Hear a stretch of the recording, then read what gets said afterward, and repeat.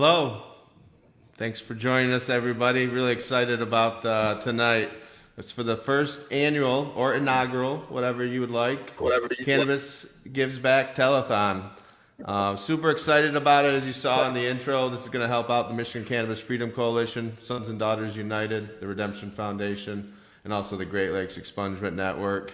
And we're going to have representatives of each of those foundations on the show during it. And we're going to have special guests, a lot of great donations. Glad to announce we're over our $20,000 goal, and all the slots are taken, and just a huge success. So thank you, everybody that participated. And this is really the brainchild of the marketing director over here at Redemption, Nate Darling, put this together, and the idea was to get four of the top Michigan cannabis podcasts, the Smoke and Rope podcast, Jazz Cabbage Cafe, Planet Green Trees, and the MICIA CannaCast all together and raise money for a great cause, giving back to the cannabis people that are affected by the prohibition. So with that, I am going to introduce everyone based on how long I've known them. So I figured that was a fair way. So with Jazz Cabbage Cafe, we got Rick Thompson. And then with Jazz Cabbage Cafe, we got Jamie Lowell. With Planet Green Trees, Michael Camorn. With the Smoke and Rope podcast, Kevin Pybus. And also the Smoke and Rope podcast, Tom Beller. And of course, the Michigan CannaCast with Ida Pearl Lee. And what I'm going to do is give each one of these guys and gals a quick minute to say hello, and we'll get into our first guest after that. So Rick, take it away. Well, hello, everybody. I'm Rick Thompson. I'm so pleased to be here for this inaugural event. $20,000 is a lot of money to raise, and I know we have the potential to do even better than that, too. So congratulations to everyone involved. I'm currently the executive director of the Normal of Michigan chapter, as well as on the Redemption Foundation and on the John Sinclair Foundation, too. I work with the Michigan Cannabis Freedom Coalition.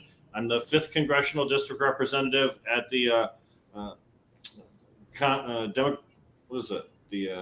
Cannabis Caucus of the Michigan Democratic Party. Exactly. I sometimes I forget who I am, actually. But of course, I'm all involved in Jazz Cabbage Cafe, but also 420 Post, which is a business-centric podcast. And I appear on television each week on the Roku network for Pro Cannabis Media with the Weed Talk News, as I'm the Michigan correspondent. Thank you, Jamie. Thank you, Rick. Jamie? Yeah, well, as the director of advocacy and social equity at the Botanical Company, Lansing-based retailer, we work very heavily with all of these organizations that stand to benefit tonight. And so I'm very happy and know that they do great work very well and close up. And it's very exciting and an honor to be here to participate in helping out these great organizations, because I know they're going to turn this into a lot of great work for people. Thank you, Jamie. Michael Camorn, excited to have the original podfather of cannabis in Michigan here. Michael. Appreciate that, Ryan. And as you know, I respect you and the Redemption brand and what you've done with it. I've known you for a long time. Your journey is a fascinating story, and I love what you're doing. And there are a lot of people, unfortunately, left behind because of cannabis prohibition. And there's a lot of groups that talk the talk, but you're the only one that I know that's really risen to the top of the group in leading the way for redeeming those that have been punished and penalized because of cannabis. So you know that whenever you call and need something, I'm going to be there for you, because I respect you and I love what you're doing. And I'm glad to be part of this event.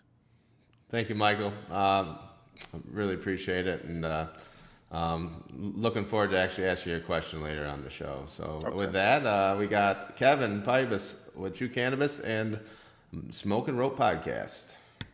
What's up, guys? I want to welcome everybody that's watching the telethon today. I think it's incredibly amazing that we get to be a part of something like this and give back to people that have been negatively affected by the war on drugs. I always told my mom when I was younger, one of these days we're gonna get this changed, and we were able to call her a few years back and tell her that we actually were able to get marijuana legalized, and now we're actually being able to right the wrongs of the past. I'm incredibly proud to be a part of that. I'm also very grateful that I've also been able to utilize the Great Lakes Expungement Network and get some of my misdemeanors marijuana charges removed from my my criminal history. So I'm a big supporter. I'm super proud to be a part of this, Ryan. Thank you, Kevin. Thanks for participating and sponsoring. The same with Tom over at Real Leaf. Tom, What's going on? Smoking rope as well. Yeah, man. Ryan, from the first time I met you years ago, I really, your story really took me, and, we hit it off pretty well, and we've been, good friends ever since. And when we started talking about the Redemption brand, we immediately jumped on board. We're proud to be a part of the family. And what we've been doing is bringing some of our pheno hunts on new strains that we're thinking about bringing to market and releasing them under special releases, under the Redemption brand, under a new type of, new strategy, just to kind of test the market and see how people like things. And it's something other people aren't really thinking about. And one thing, you've always been a big pioneer on thinking towards cannabis policy. You've always been right in the front. You're not afraid to put yourself out there, and it's been an honor to know you. So, and we're super happy to be here tonight. Well, thank you. Man, that's awesome. Thank you, Tom. I appreciate that. And the first pheno hunt we did, it was with the Apex, and that went over great. And there's rumors that that's close to coming back. So. Yep. Thanks for believing in me, and even way back when you're the first person that believed in me as a consultant too. So my first client, and that worked out pretty well for both of us. So that's awesome. This side, which is cool. So. Yeah. So I'm already winning. Nice. Oh, and last but not least, Ida Pearl Lee. With the MICIA, the deputy director, and runs the. The Michigan CannaCast or the MICA CannaCast, and it's an awesome. All four of our shows are different, but Ida doesn't need too much of an introduction. She's been on the Smoking Rope a couple times and was one of the main reasons we have medical and legal cannabis regulated market. So Ida, go take it away. Wow, thank you for that introduction, Ryan, and thank you for having me be a part of this. This is so exciting. This is the first ever, and to already have this large of a draw, is just, it's incredible, and it's amazing, and congratulations. But for me, I am the deputy director at the Michigan Cannabis Industry Association. And before I made that transition, my daughter was a patient, and we fought for the MMFLA to be passed. And it was because of her story. And so, cannabis is a medicine, and it's something that I fight for every day. And I love, our community. It's a close-knit community, and we all are there to support each other and take care of each other. And I love that. And thank you for including me.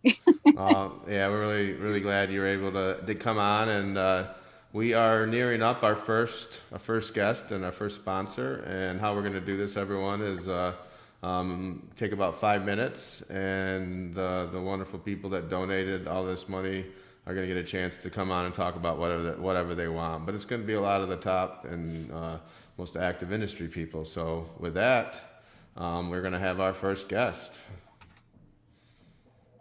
And we have Shelly Smith. Hello. At Cambium Analytica. And Shelly, thank you for being on, and thank you for being so generous with the sponsorship. And first met you up at the MICIA summer annuals, and we're proud that most of the testing that we do at Driven with my partnership goes to you guys. So go right ahead, tell us about yourself. Awesome. Yeah, well, thank you for having us. It's so good to be here. Thanks for putting on this telethon. We've been in business for about 2 years now, which, as we all know, goes by at lightning speed in this industry. Feels like 3 months. So we've been members of the MICIA and big fans of RL Solutions and Driven Grow, and the whole team listens to the Smoke and Rope podcast all the time, which keeps us really informed on the state of the industry. And when we saw this telethon opportunity, we knew we had to jump on because we haven't yet supported the Redemption Foundation, so the charity. So we knew that we had to take this opportunity. We're also so very aware that we are successful due to those who have been treading waters in this industry before us for decades. We know we wouldn't be here without their work and their passion for this plant. And we definitely know that anyone who's in prison or incarcerated this right now due to nonviolent cannabis crimes need to be out ASAP. So we're happy to be on board and supporting this, and we're hoping to continue this partnership moving forward. Thanks Yeah, a lot. Oh, go yeah, ahead. and I don't. If you wanted me to talk more about testing, I'm happy to Yeah, do so as well. I would like to hear more about like how your company came to be. You're in Traverse City. Just a little bit more about the makeup and about the business, and then we could definitely talk about how the whole testing last few months has gone for you guys. Yeah, so we are mostly all Traverse City natives that started this company. We're fortunate we live in such a beautiful place. We bring in people from all over the country, scientists, biochemists, all sorts of people, microbiologists from all over the country. It was 4 founders that started it. I am one of those founders. We started in a room with no windows, just this idea, and we've come really far. This industry goes, like I said, the speed of lightning. So it's every day is an adventure. I often say you have to come to work and you hold on for dear life and get through it. So yeah, it's been fun. The last couple months have been interesting as well. They've been busy to say the least. I think we've all learned a lot from what's taken place over the past month or so. But you know, we wish no ill on anyone. So it's you know, unfortunate that it's affected so many people in a negative way. Yeah. Shelly, one thing I noticed when I first met George and Alex years ago is that they shared their vision with the Kalkaska cannabis community right at the very early stages of this whole thing when we're all kind of figuring it out. And the reason why we work with you guys in the first place is that they discuss things beyond just compliance type testing and working towards having more robust, options as a cultivator to have things above and beyond what is required by law, but will help us, as a company be, more efficient and everything, having a wider variety of testing available. Can you speak to like what you guys have planned in the future for processors or grows as far as like what, because we were discussing, petiole testing and sample, soil samples, and we've worked with you guys for years now. And I'm just curious to hear a little bit more about just beyond compliance, what you guys are working on. Yeah, I can't speak too much about our future plans, but our founding goal is always to be a problem solver, and just to be an extension of our clients' team, and to get to the root cause of any issues that they're having, so that they can essentially put the best products on the market that they possibly can. So if that involves us digging deep into specific failures that they're having or end goals that they want with certain results, we want to make sure that we're doing it the right way, and we're getting to the bottom of the reason why things maybe aren't performing the way they are, or fixing the problem at the root cause. So as far as what's coming down the pipeline, though, yeah, I mean, a lot's going to change, and you guys will hear about it a little bit more, but I can't say anything else. Well, thank you, Shelly. Thank you for being the first guest ever on the telethon, and shout out to you guys for being the largest donor too. So we really appreciate it. For sure. Yeah, we'll see you guys tomorrow probably. Mm-hmm. Holiday party, right? Yeah. Yes. Awesome. All right, thank you so much for having us on. You got it. Thank you. Hey, Chad. All right. We got Superior Selections on. Really excited about a relationship with Superior ever since you guys reached out to the podcast and wanted to be on, and we'd already heard about you as far as a flower brand making a name for themselves, and now we're learning about all the community work that you're doing, and thank you so much for promoting this and for donating. So introduce yourselves and the company. Absolutely. And thank you so much for having us. We're really happy we reached out. We've been a fan of the podcast for a bit before that, and definitely knew that you guys were a group that we wanted to get connected with. So I'm Allison Farley. I am the office manager and the marketing director for Superior Selections. And I'm Sam Bowen. I'm the operations director. And before we get started here, I just want to do a quick shout out to Cambium. We've been working with them from the start. And, Shelly and Ansel, David Truax, they're all true professionals if there ever was one. So quick shout out to Cambium. And then to everybody else, I just really want to start by saying thank you to everyone. This is really inspiring and ambitious work that everyone here is trying to accomplish. And I know it takes a lot, but man, it's really inspiring. So we're proud of everyone, and we're happy to be a part of this. So here we go. We are Superior Selections, Upper Michigan's first premier cannabis brand. Our mission is to produce the highest standard of medical and adult use cannabis in the country, with an emphasis on consumer education and on the importance of cultivating pesticide-free, clean, quality crops. Ultimately, we want to create and inform every consumer on the details of what products they are consuming and exactly what to look for when picking the perfect cannabis strain for your individual needs. Nice. Yeah, so being involved with the community has really done some amazing things for us lately. I actually just jumped on board over the past 4 months here, and it has been an absolute whirlwind, the amount that we've been able to give back, whether it has been community pickup, outreaches, and whatnot, giving back to fantastic organizations like Redemption. We are just so happy to be able to build that connection. And honestly, it's our responsibility as a member of the cannabis community, whether it's Michigan or wherever it is you are at, to really spotlight the people who got us to where we are. Cambium mentioned that very briefly, and I totally agree 100%. We couldn't do this without you guys paving the way. And as someone who is newer to cannabis over the past 5 years, I'm very incredibly thankful for everything that you guys have done. So excited to be on here. We've got some teas headed your way as well. So be on the lookout for those, and feel free to give them back to anybody who's been supporting Redemption, because you guys are doing some really amazing things here, along with all the other organizations you're paired with for the Telethon. I see everyone smoking a bowl or doing a joint here. Me and Allison are still holding it down at work. Granted, we're on the Central Time, so no big deal, really. Hey guys, this is Kevin over at True Cannabis. I just wanted to say the last time we had you guys on, we had such a great time. Your guys' integrity and honesty just shines through. I can tell you guys are great people, and we really appreciate your donation, coming on the show and being a part of this, and what you guys give back to the community. It's really commendable, and we appreciate you guys representing our industry the right way. So thanks a lot, guys. I appreciate it. Thank you, guys. We appreciate it. Yeah, awesome. Excited about Superior Selections flower.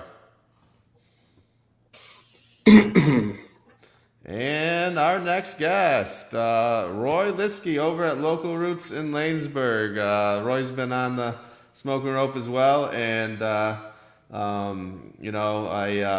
met Roy at MIC. Well, actually, at the legalization back at the Radisson. Yeah, and then we started going out to Soup Spoon, and I used to live in Lanesburg, knew a lot of the same people, and I'm super excited for the relationship Redemption's got up at Local Roots and everything we're doing together. So, Roy, tell us about yourself and your company.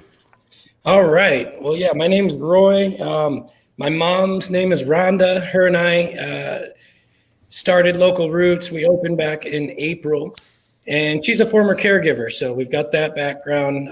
She's been growing since about 2010, and so and we're just thrilled to have this store and to be here in our hometown selling weed. So I thought I'd give you a quick little tour and talk about a couple things we've got going on, if that's all right. Do it. All right. So we've got a bunch of special pieces on the wall. This one here is a Local Roots stained glass piece my Uncle Steve made. We've got my mom does raku pottery. So we've got some of her art pieces on the wall. We just got a bunch of new apparel in. I'm not sure if you can see down there. We're all decked out for the holidays right now. Nice. All right. And Going live into a dispensary. All right. Yep.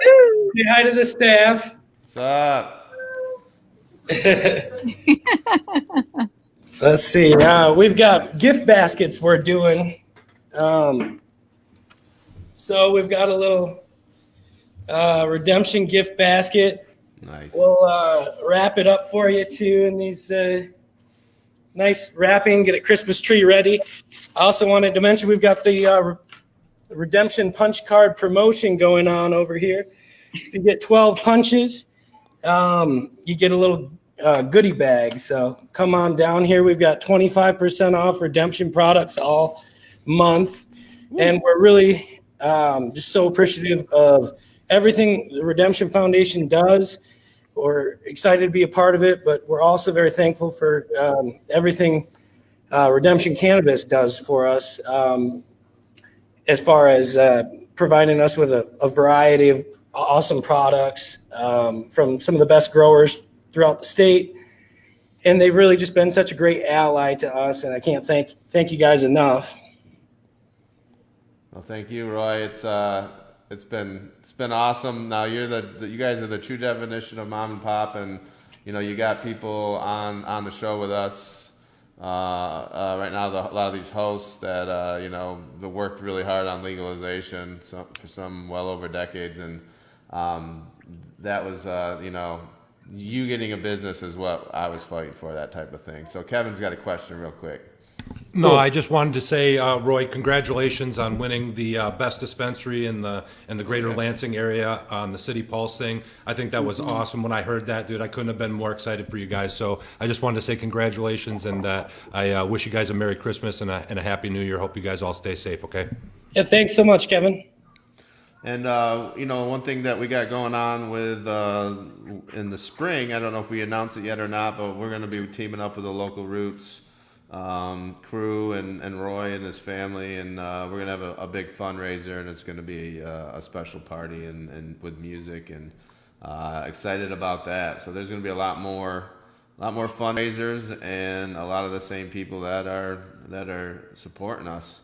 What's been the attitude of the small town, Roy? Langsberg, like I said, I lived there for 8 years. I went to a lot of parties. I integrated myself well, and it's just like you're selling in it. I'm excited to be selling in it too. I had the cops called on me 9 times in 2 years at one time at the lake. So yeah, it's been really great so far.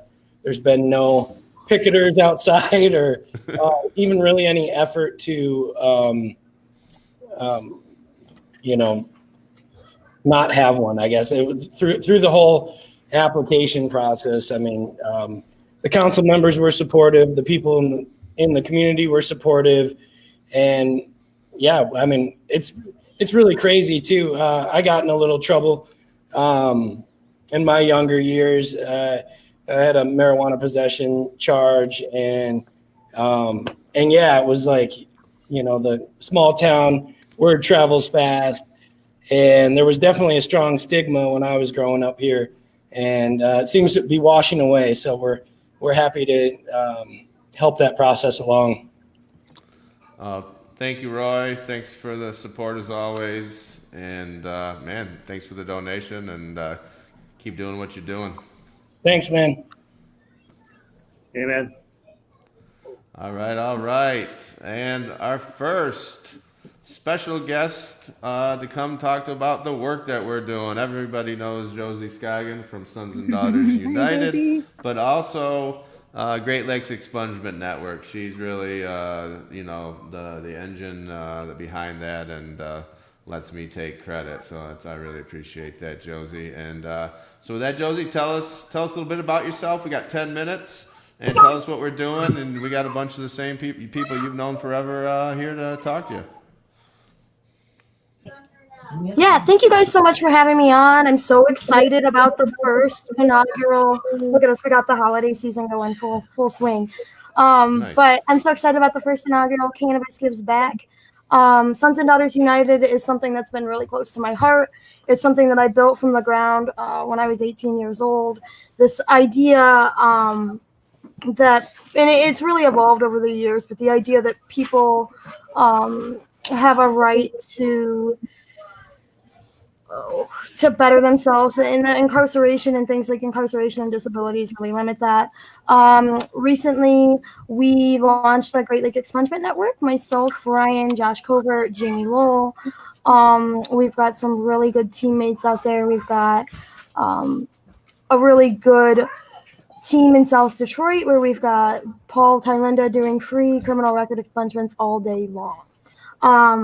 We knew that there was a need, obviously, for people to expunge their records. But we never really understood how great that need would be. In our first 5 days, we saw over 300 applications from people who have a variety of issues, but primarily cannabis charges. We run 2 different programs at the Great Lakes Expungement Network. The first one is eligibility screenings. Come to us, let's find out if you're eligible, what we can expunge. And the second portion is our full service expungement program, which is limited to people with at least 1 cannabis charge. We pay the attorneys, we pay the fingerprints, we pay the records and the whole shebang. A lot of our friends in the cannabis community that have social equity applications are wondering, hey, if I qualify for this, will I lose my social equity? And the answer is absolutely not. Our friend Kevin was one of our first clients to go through the process, and he's currently free of all criminal records. And actually, we launched Sons and Daughters United in conjunction with some of our favorite friends like Michael Comorn and Robin Schneider and Joshua Covert, with the idea at the time people were being raided left and right due to unfair attorney general ruling in finding people who were affected by the war on cannabis and affected by drug policy as a whole was not difficult. With legalization, I think that it's gotten a lot easier for us to participate in these spaces, but I also believe that there's still a lot of people that are left behind. So if you are watching this and you are interested in getting involved, please go online to greatlakeexpungementnetwork.org. Sign up there. You can register. We can go through. We have real attorneys reviewing your applications, real attorneys showing up to court, and top-notch attorneys. And you get your own retainer agreement and the whole shebang. I'm really excited. This is a very expensive program. We've had a lot of help from our friends at Relief and a lot of help from our friends all across the schedule today. So I'm really excited. I'm hoping we can keep the momentum going. And just recently, you can now accept donations on Facebook or make Great Lakes Expungement Network your birthday fundraiser. So please feel free to do that. We get all the donations for those things and we don't pay any fees. That is incredible.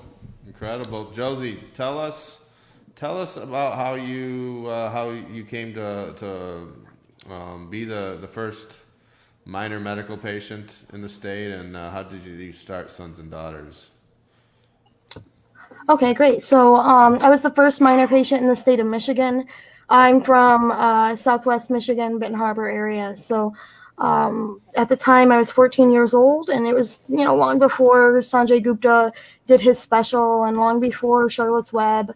And there really wasn't a conversation in 2009 about children using marijuana in the way that I was. So my geneticist, actually, we were re-diagnosed in 2015, but at this time, my mother and I both had the same disease. It was progressive pseudo-rheumatoid spondyloepiphyseal dysplasia, which basically fuses your joints together. My mom was told she would never live to see 30. She would never have children. If she got past that point, she would be a vegetable.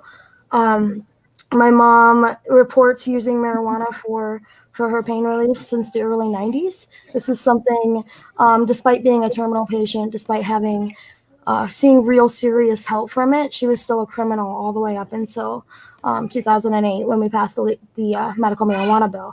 We did not know what kind of, we thought we were going to get probably like brick weed or something really crazy and ridiculous. And I don't think that we really understood the level of products and really the difficulty that it took to grow marijuana. So here in the Michigan, you have to grow your kids marijuana. If you have minor patients, the mother or the father has to be the caregiver. My mom is also disabled. It was really difficult for her to do that. So we started going to all these Compassion Club meetings. I mean, we traveled to Mount Pleasant and to Detroit and to Traverse City, and all we wanted to do was learn, like, how do we grow. Oh, Oh, Josie's connection must have gone out. Oh man, she lost the Hey, well, internet. Ryan, real quick, I just wanted to say that the work that Josie does is absolutely amazing, and the effort that she's put in unselfishly for others to clear their criminal records and get back to a normal life is just unbelievable. And I really want to recognize her as being a really, really wonderful person and putting in a lot of effort for us. So We wanted to do the same thing too. Kevin stole our thunder. All right. Her and Brenda. All right, Josie's back. Josie, we got 3 minutes, so. All right, let's finish it up, man. Yeah, The point is, Sons and Daughters is awesome. We do a lot of really cool stuff. We do a lot of weird stuff. We do stuff that people aren't doing. If you have a loved one that is incarcerated, let me help you stay connected through travel expenses, JPay payments, and stationery. If you or someone that you know needs a criminal record expungement here in the state of Michigan, hit me up. I'm expunging records all day long. It is Hey, Josie versus the police state. So nice. Hey, I want to let Michael ask you a quick question here. Quick question. First of all, I want to compliment you for all the hard work you're doing.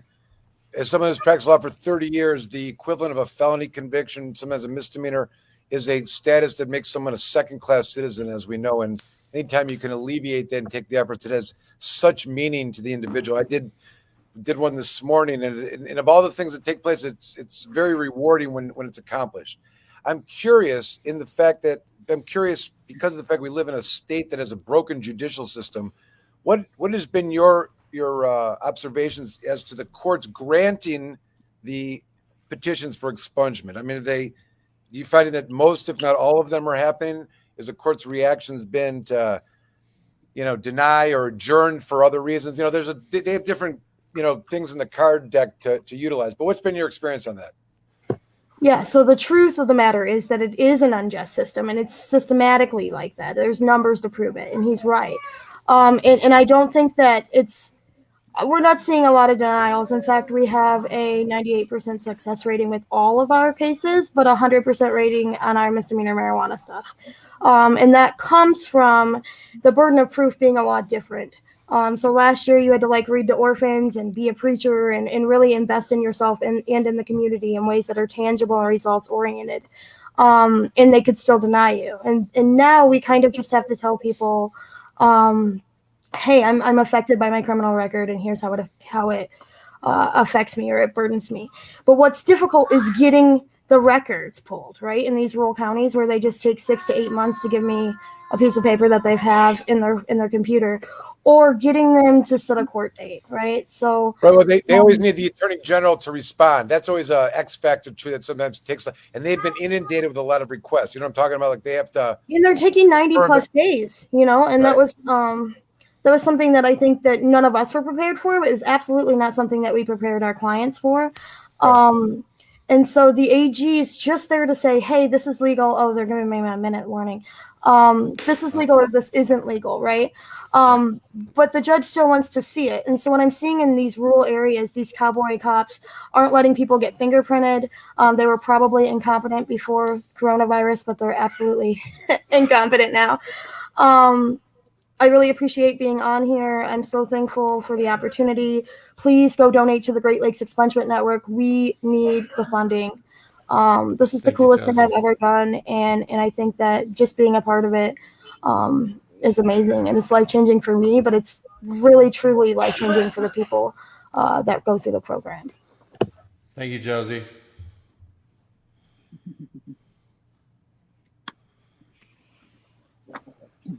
All right, on to next guest, Providence Consulting. It's a cybersecurity service. We have Mike, and nice to meet you, Mike. I'm glad you. It's awesome to have businesses like yourselves that we don't have a strong relationship yet, and you're still donating. So that means a lot. So introduce yourself and tell us what you're doing. Yeah, excellent. Thank you so much. Hello, everyone. My name is Mike Kieski. I am the Chief Operating Officer for Providence Consulting. We're a Lansing-based IT and cybersecurity firm. First, I'd like to say it's an honor to be here. We support the Redemption Foundation and its mission, helping right the wrongs caused from cannabis prohibition by seeking out opportunities to lift up individuals harmed by the war on cannabis. So why is Providence Consulting here today? You're asking yourself. I just want to take a couple minutes to just to talk to you. And I'm going to ask you a question as a business leader, actually just 5 questions.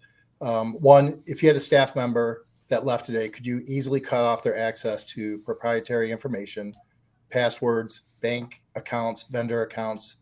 2, if a change was made to a grow recipe or a record or a procedure, would you know who made the change and when it was made? And if you needed to, could you revert back prior to that change being made? 3, do you have the most basic email security protection in place, which is multi-factor authentication? 4, if you come into the office tomorrow, into your office, and your systems are all locked down by a ransomware message, we've all seen them, would you know who to call immediately for help? Think of the bat phone, right? Who would you pick up and who would you call right away? 5, if you were a victim of a cyber breach, would you know with confidence how quickly you could restore your data and resume your operations? So if you ask yourself those 5 questions and you said answer any of them, answer no to any of those, your business right now is at significant risk to a cybersecurity incident. IT. Go ahead. You're making me think. That's a good way to. Yeah. Good way to think about it. Yeah, it keeps me up at night, right? For all of our clients and people that aren't secure, right? So, and IT IT security is so much more than just a threat of a foreign cyber attacker. We see in the news Russia or somewhere in Africa. It's more than that. In the industry that you're in, it's so immense with physical protocols that you understand. You take risks every day, and they pose, and some of those pose the biggest threats to your company, right? I mean, but what are some of those threats? So let me introduce you to some of them. Meeting basic IT compliance measures, such as individual login and passwords, firewalls, ransomware protection, phishing scams. We see those daily. If you're dealing with medical marijuana, meeting HIPAA compliancy, which is a whole nother level of cybersecurity and regulation that takes more than 5 minutes to discuss. Your staff can be a risk, including those with internal access to data, password, payment information, again, recipes, vendors, and so much more. Even third-party vendors can be at risk. For example, what if someone hacks into an HVAC system? Crops can be ruined by simply changing the environment, water, heat, light. That's a big possibility. You must have protocols in place like 2-factor authentication to prevent what's happening. Data being deleted, even by accident, and it's not retrievable because you don't have the right data backup in place. System failures, such as equipment crashing, can cease operations. And on top of that, cyber attacks. The industry is young, competitive, and extremely vulnerable, and ransomware attacks are growing at an exponential rate. So those are just a few things. Well, Mike, that's a lot. We might have to have you on the podcast here. I appreciate you. I appreciate you coming on and the support. Yeah. Use you to attack other people? What's that? Can we use you to attack other people? No, I'm just kidding. Yeah. No, I had a complete data loss on my computer earlier this year. Ryan knows about it. Totally overwhelmed. Didn't know what to do. And honestly, I ended up not resolving the issue. But I had some stuff backed up at another computer and was able to recover most of it. But what a pain in the ass. And so I can definitely see the importance of what you're talking about here, Mike. Yeah. Thanks. You, and it's a lot of times people will say, what information do I have that the bad guys would want? And that's not the question you should be asking yourself, right? Because you lost your data. It's what information do I hold that's important to me, right? So this critical information that the hackers, they'll hold it for ransom if they gain access to your IT infrastructure. All right. Well, thank you, Mike. We're on to Rise, and we'll talk soon. All right. Sounds good. Thank you very much. Thank you. All right. And with that, Kim over at Rise. Nice shirt, Kim. Hi. Yes, I love it. Nice. Glad you got it. Kim is running things, and what's your official title up at Rise Iron Mountain? Official title is inventory lead. Yeah, and I know you've done a lot of the different jobs, and the cool thing about Rise is they kind of promote from within, and I really like your staff. I came up there for a vendor day at the end of August, and man, was I blown away. It was a beautiful thing to see what's going on in the UP, and especially the Western UP, and all the cannabis getting bought and money spent from places like Wisconsin and Minnesota, and I know I heard you guys had seen like 30 different state driver's license, so it's an incredible thing. Thanks for being so supportive of the foundation, and tell us a little bit about your store and yourself here. Yeah, we love it. I mean, we're just like blown away by how busy we are here. And, like you said, a lot of our business is the state of Wisconsin. So that's why collabing with you guys and making a partnership with Redemption and us being on the border, we're expanding as well. We're opening a store in Ironwood come springtime. And we're hoping to get more and more Wisconsin business, keep the traffic flowing in, and then hopefully we can bring some of our social justice change initiatives that we're working with you on into the state of Wisconsin as well, and start educating them down there. Our core values here are about education. We want to educate not only our bud tenders, but we want to educate our customers. And with the education, we think that that'll decrease the stigma of cannabis being a drug rather than medication. You and I have discussed a lot, cannabis is a good medicine. And we have to fight against those people that still believe and have that negative perception of it. So we're really into educating people, treating the customer like friends, treating our friends like family, just increasing awareness. And I'm so excited for next week because that I'm running redemption carts on special for Christmas. We're a little bit scared as well because if you guys heard, we did so well on Black Friday that we had the city come at us because of traffic. So now we're trying to bring down the sales and spread it out over 3 days so we don't back up the highway again. But yeah, it's amazing. We're just loving it. That's so neat, and it's been such a pleasure to be able to, when I came to talk to people from Wisconsin and even farther away, we have it so good. I'm in Lansing. It's one of the safest places in the world to consume marijuana. A lot of your customers are coming back and quite honestly risking it. So I'm glad you guys are fighting up there, and it's important. And then, just besides that, do you have before we wrap it up here, do you have any other plans to come downstate at all? So our Gaylord store is opening actually first. We're going to be open in March. Cool. Yep. And the cool thing about our Gaylord store is they didn't want any traffic or any deals being done within the public's view. So we're going to have a drive-in. The doors come down and close. Everything's done in private. The doors will fly open and you'll be able to exit with your products. And I suppose I'll let you guys know that that's how the Ironwood store is going to be too. We just got it approved. Yeah, we're going to be inside one and outside the other end. So it's awesome. Well, thank you, Kim. That's going to be great for when it's cold weathers too. So thank you for everything you're doing with up there and being great stewards of marijuana in the UP. I appreciate it. We'll see you Thank soon. you, Ryan, and thanks for helping out the convicts and changing the stigma of cannabis. We're with you. Thank you, Kim. Redemption. Oh man, love Kim.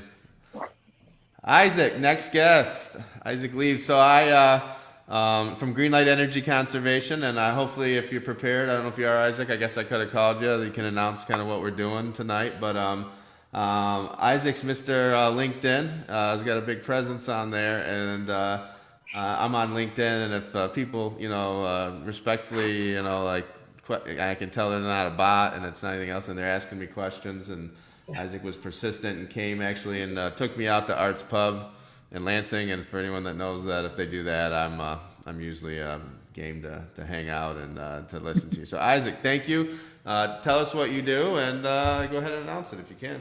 Yeah, thank you, Ryan. Appreciate you having me on. It's an honor to be here. I actually feel like I'm amongst friends, even though aside from yourself and Kevin, I haven't met anyone else here on the show. But, just tuning into the podcast pretty consistently and hearing everybody. And I kind of feel like I already am amongst friends and I've gotten to know people. I feel like I've had all of you at Art's Pub for some beers. So it's great to be here. Just to, be a donor to the Redemption Foundation was just such an easy decision when we heard about the telethon. I mean, the work that Redemption does is incredible. Obviously, anytime I think you partner and you donate with a charitable organization, it's really your way of making a difference. And just being a part of the cannabis industry in Michigan over the last year, which I'll talk about a little bit, and becoming part of the greater cannabis community through our work here, it's already been a meaningful and rewarding experience. And now to just give back through the foundation, it really takes the positive impact that we strive to make in the cannabis space and really amplifies that even further in a more meaningful way. So again, I really want to thank you, Ryan, and your team at Redemption for providing that vehicle for us to be able to give back. So thank you for that.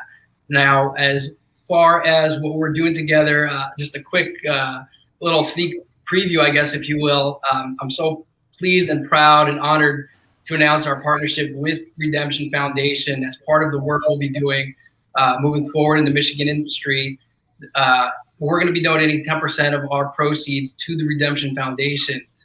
So just to take a step back and describe, what we do and how we plan on benefiting the foundation. So we have a utility bill audit service that we offer to indoor cannabis cultivations.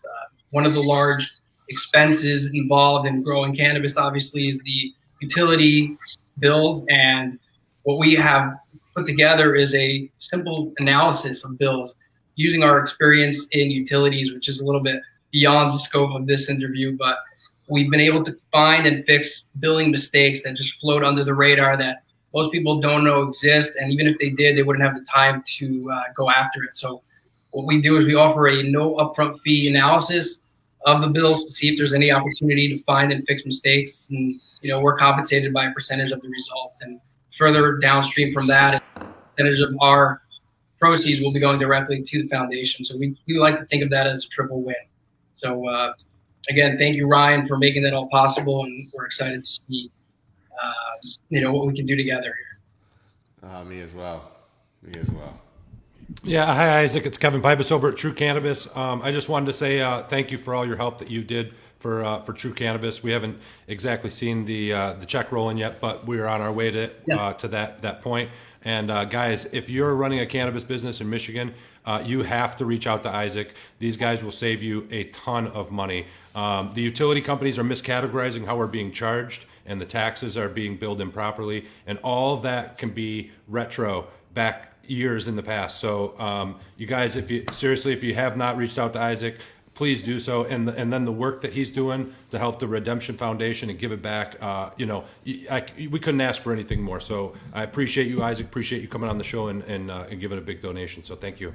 Likewise. Thanks for having me, guys. Yeah, and Isaac, we appreciate it. And, there's a lot of, we'll make the announcement and more. And if whoever's listening to this and you're a grower, processor, reach out to Isaac, tell him you heard about it, because there's a lot of people and companies that can attest to it and will attest to it. So it's the real deal. Thanks again, Isaac. Yep, my pleasure. Thanks, guys. Bye.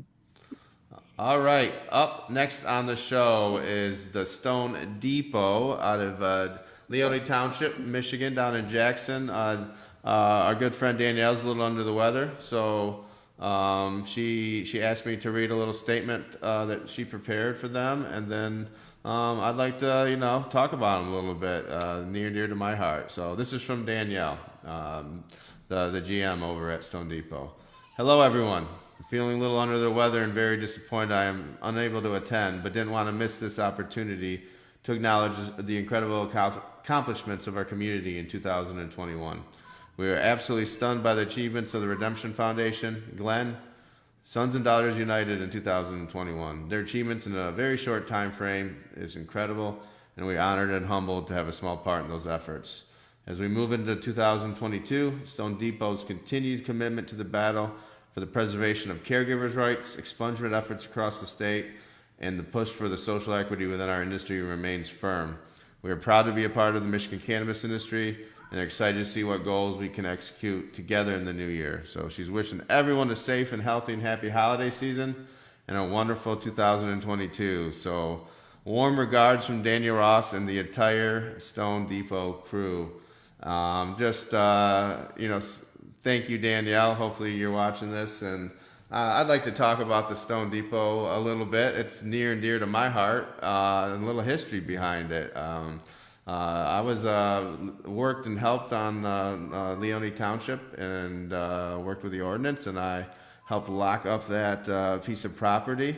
And it actually ended up becoming a strange and illegal battle, and the good guys won, and my good friends Kyle, Greg, and some others got it, and those guys have been around in Lansing since 2010. A great group, great store, super supportive, and that one I'm just so proud of and proud of the support. Does anyone else like to say something about the Stone Depot crew? I know everybody knows them. Well, I saw the process that they went through also, and I have a lot of respect for all of them over there, Kyle, Greg, Danielle, and everybody. It's fitting that they have that place and that it's doing so well. Great cannabis at great prices, and it just works out well for everybody. And I know what they've been through, so I really appreciate that. Danielle, just as a person, is a huge asset to have too. So any place that she was going to land, I was going to be happy with, but Stone Depot's really exceeded expectations. Yeah, and it's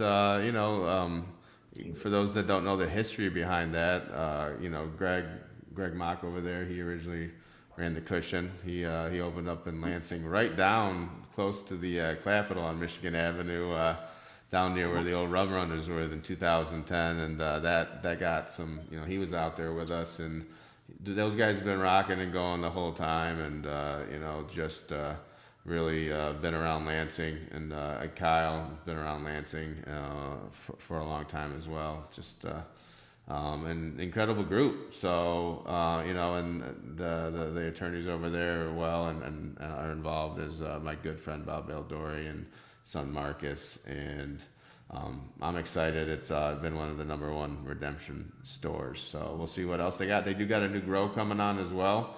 They have a little boutique grow right in the back of where the dispensary building is, for those of you who've been there. And those guys are great growers. And then they got a bigger grow coming online, I believe so, in the next year. So I've learned a lot about the cannabis business and game and selling from Kyle over there.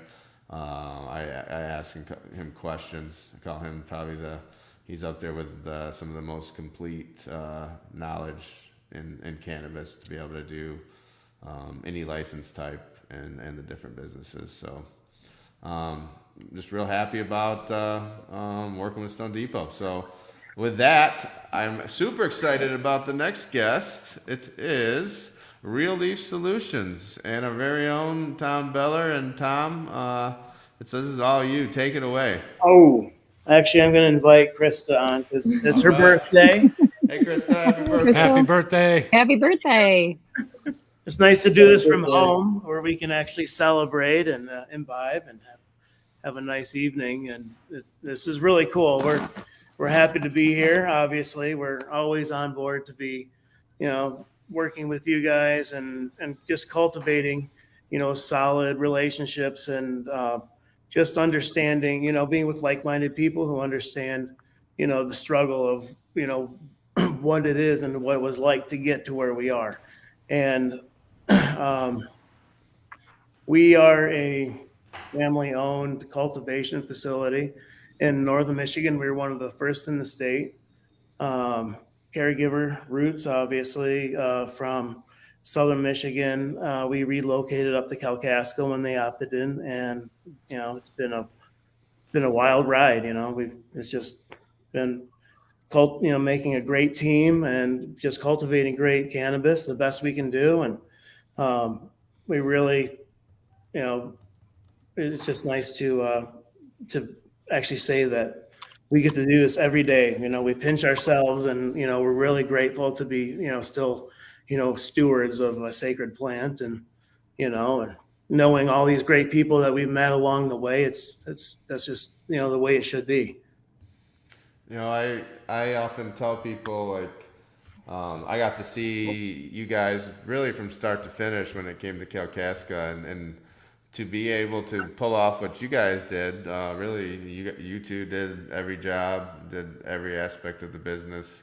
It's pretty incredible stuff, and that's why you guys are, so successful and doing things right, and are known for that. So it's been exciting. I learned a lot watching you guys operate, and it's been fun, and I can't wait to see what you guys got going on, especially with Redemption in the coming year as well. So top quality flower, and thanks, guys. Thanks, man.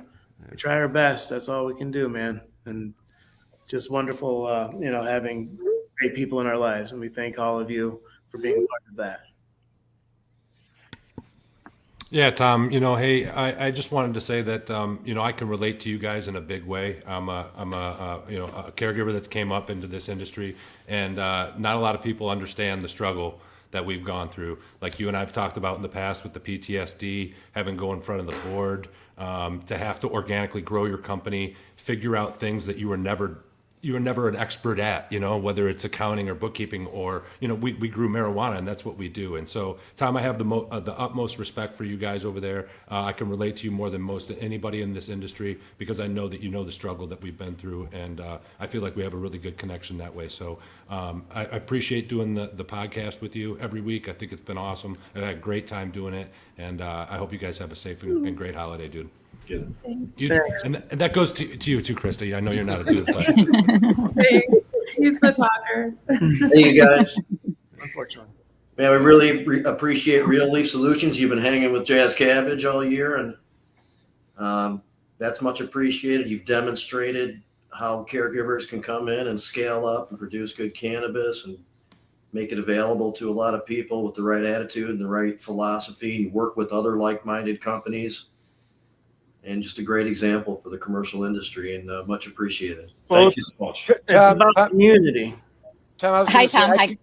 I concur with what everybody says, but I can't believe that no one is mentioning that when the question is asked, by the way, which one is pink, people know that it's Tom. I mean, I can't even believe this conversation is going on. We're not talking about the masterful and echoes of Pink Floyd that you're also involved with, and your, outrageous, extreme, outstanding performance at CannaJam. But it's an interesting fact, and I've, your all those things that were said. But I just wanted to throw in there your involvement with that, and how much we had of your getting involved with our thing. And with music and stuff, it's about community and being about a part of a group that is something larger than the sum of its parts. And it's the same thing with cannabis, and just trying to make the world a better place if you can. There you go. Good stuff. Well, I just want to say real quick that I think it's super awesome that you both work together. There's not many married couples that work together.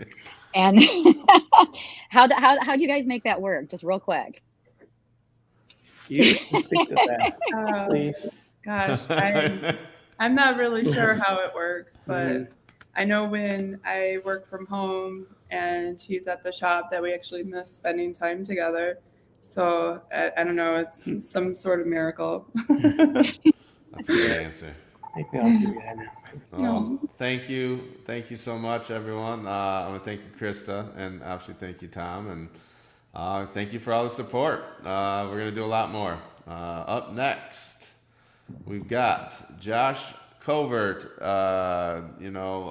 Josh and I've been renting a building from Josh and been working in the same building for 3.5 years now, and just it's been great watching Josh work. And we got Josh on. He's really led the charge along with Paul Talenta on the Great Lakes Expungement Network, letting us be very generous with billing and giving us deals, and then also been doing an incredible job. Josh is well known for his defense of operating OUILs, operating under the influence, and he's been able to save a couple of young men's lives for us as far as like not having a license for the next 10 years. So Josh, thanks for doing all that you're doing, and thanks for obviously taking time out of your night and stepping out and talking to us.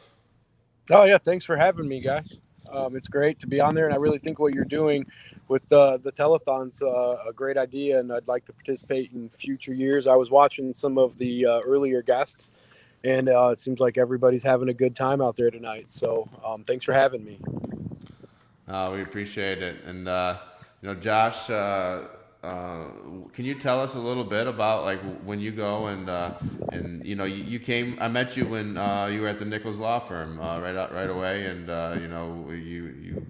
we worked together on social media, and you guys were really known for DUI defense, and I think you've talked about that in the training you've had. So what's going on with like cases, and what are these prosecutors trying to do to these people, and with THC in the system, and how do you protect yourself? Yeah, that's great. It's a good topic. I really enjoy talking about that and defending those types of cases, because I think the law and how it's enforced by law enforcement and probation officers is certainly out of whack with reality. Right now, we see a kind of varied approach from county to county, but I've seen people just recently I had a case with a 1 nanogram per milliliter, which is the lowest that the labs actually test for, and they were pursuing charges. They were getting ready to go to trial. It wasn't until like a week before trial when they realized that we were pretty serious and we were gonna make them prove it in court that they actually just outright dismissed the case. And I've seen a lot of that in the last year or two, and it seems like the prosecuting attorneys out there know that their cases are pretty weak when it comes to impairment or proving impairment or intoxication when it involves THC, and they like to take what I would say the low hanging fruit. But if somebody hires somebody that knows what they're doing, like Mr. Camoran, or somebody from my office. There's lots of great offices out there. You mentioned Mike Nichols earlier. A lot of people that really know how to defend those cases. And if you get somebody that really pushes the prosecuting attorney a little bit and holds their feet to the fire, I generally think people see dismissals and favorable results. I haven't really done a lot of jury trials in the last couple of years because most of them have gotten dismissed a day, a week, a couple weeks before trial.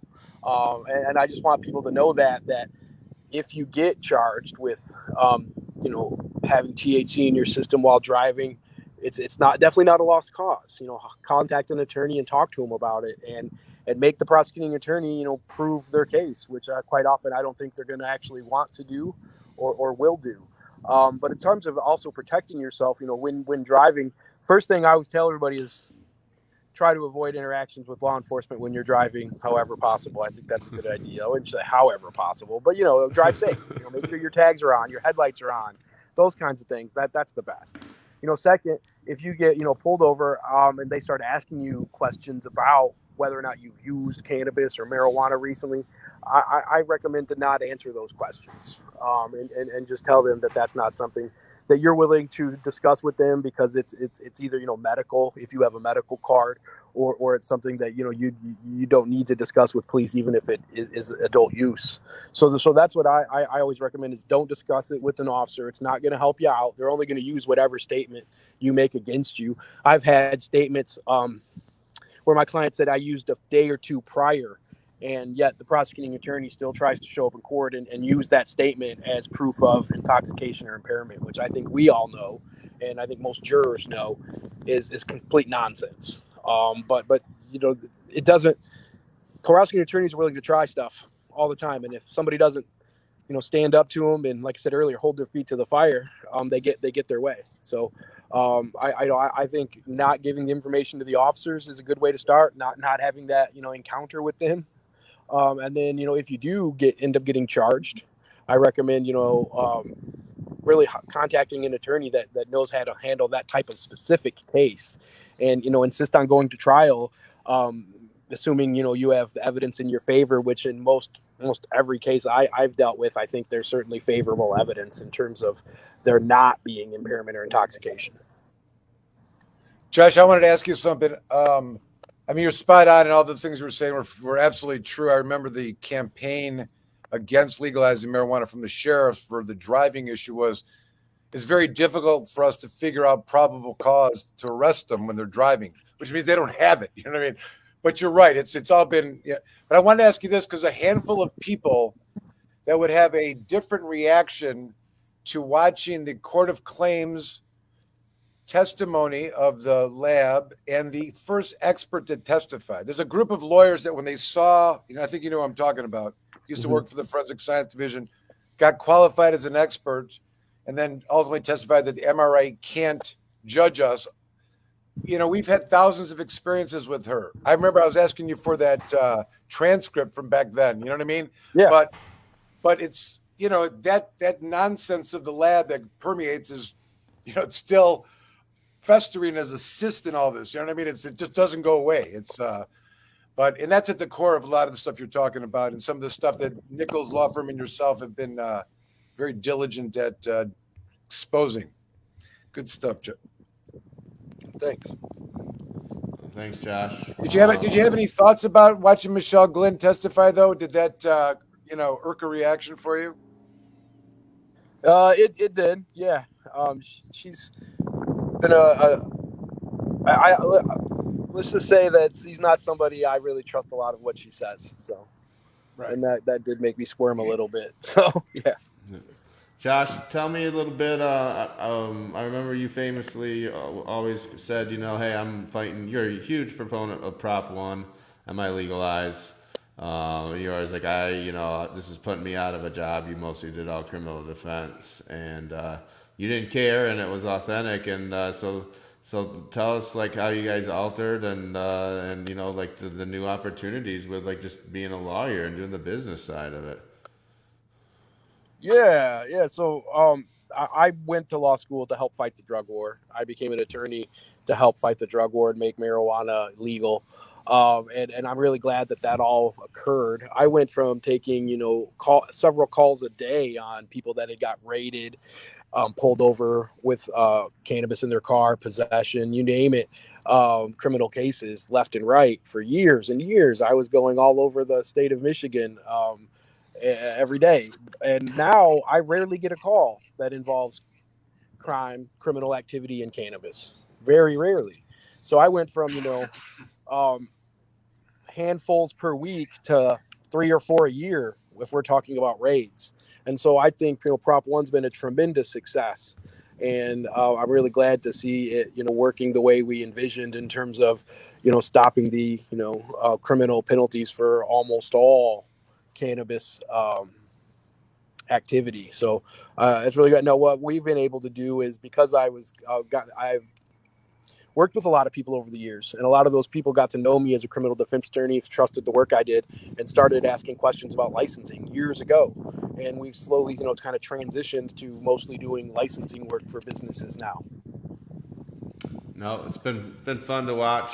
Like I said, Josh graciously rented me an office space there about three and a half years ago, and before I started Redemption, and even right before Prop 1. So thank you, and thanks for all the work you've been doing for us with Glenn and the foundation, Josh. We appreciate it.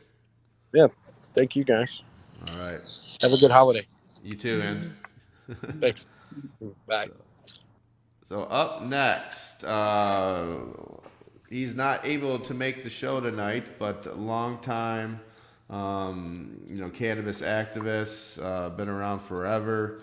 Was heavily involved in, getting and all the Detroit work that's been done in the 2008 law, and a lot of other organizations, Cannabis Patients United, moderator of Safer Mich, Tim Beck. And Tim Beck graciously, he's out of the game. For those that don't know him, he's been around did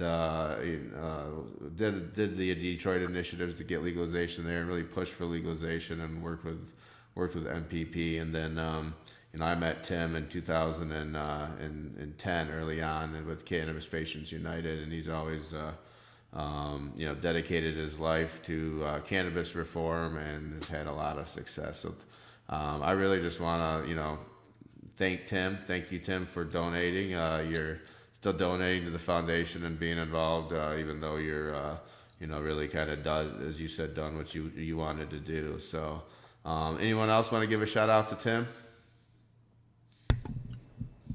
Shout out to the Godfather. Hey, Ryan, we've talked about it on the show when Tim was on before.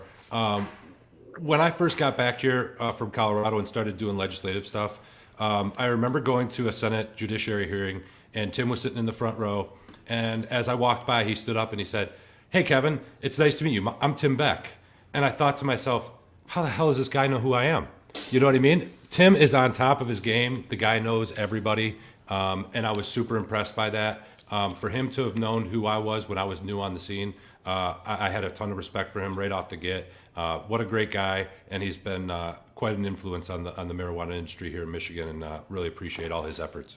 You can't talk about him and not give, of his many successes, he does maintain the moderator of the Safe Mish, which has been a source of debate, discussion, and banning of certain individuals just I'm just kidding. But it is a good thing, and it has, even despite Facebook and all these other things that draw you away, it does still a source where people go and get information. So there's got to be a lot of credit there, and he's been able to manage that well and keep good dialogue going, I guess. But there should be a lot of credit there for him as well. Yeah, without a doubt. And once again, thanks, Tim. And hey, we got a little bit of some time here. Michael, you just disappeared. Okay, you're back. Yep. Hey, we got 3 minutes. We got 2 minutes, real quick. Tell us. I know you can't do it, but give us a little background on Viridis. Well, I wanted, this. I don't know if people heard about this. I don't know if this is a lot discussed, but I'm just going to throw it out there for entertainment purposes. The ruling of the judge basically split the baby. There's 2 labs, both had recalls. The judge said, "I'm enjoining this recall, and that marijuana can come to market." The other one, the recall remained. Between the date of the complaint where the recall happened, which let's just say was December the 1st, and the order or ruling was on December the 13th or 14th, between the day that the recall began and the day of the ruling, there was all this retesting that was taking place. And of the retesting, 40% of it failed. And the question is, the order ruling of the court says that lab, can all go out there. But there's this knowledge that exists that the 40% of the material didn't pass. Does anyone know what's going to happen? Do you understand what's going on? So it's the ruling is that all that stuff from there is not enjoined, it can come out, but they've already retested it, 40% of it failing, so that entirety by court order is to be released, but there's knowledge that not all of it passed. I'm just saying, what do you think will happen? Anyone have any opinions? Rick, Jamie? Hopefully the retailers will not put it back on the shelves, even if they aren't going to get reimbursed or can't get any credit for it or whatever. I would not like to think that that's still going to make it back to market. The Court of Claims required the MRA to create a workaround to their own MRA trap system, which would normally prevent them from doing exactly what the court ordered them to do. And the fact that court ordered the MRA to do it, so they had no choice, but no court has ordered any retailer to sell this. So it's always an option available to that particular retailer and also to the processors that may have that prior to transferring out to a retail situation. I know for some of them, it may be as much as $30 million. We're not really sure how large that particular portion would be, but for some of them, it might be a tough decision. But I think if you want to maintain a long-term relationship with your client base, with your customers, you don't do them dirty like that. I agree, sure. But I don't know that when it gets to the shelves, it's going to be represented as that. And I think that the dilemma here of this potentially happening and being a nuance in the way the court ruled and the knowledge that they have is an interesting dynamic. It is. But, Hey, we gotta jump in for Kevin here, Michael. We hit the timeline. Sorry. But thank you. I know we're gonna have to have you back on the podcast, Kevin, our very own Pybus, True Cannabis. Kevin, we met back in the day. I knew of Cannasewer opening when I got out of prison, and I heard they grew good pot. And Kevin reached out to me. Eventually, went to an Illinois NCIA event and met Mark Passerini and told him about the social media work I was doing. And you trusted me then. And then when I decided to do redemption, you said yes without hesitation. So thank you, and tell everyone about yourself and True Cannabis. Yeah, Ryan, it was great meeting you when you first got out of prison, and hearing your story was just out of this world. And we often joke that they gave you the best street cred in the world by putting you in prison for weed, and now look where you're at, So thank you guys for doing that too. As much as I know that's been a negative thing in your life, but it's also been quite a positive too. So as far as my company, True Cannabis, my company is a small batch craft cannabis company in Lansing, Michigan.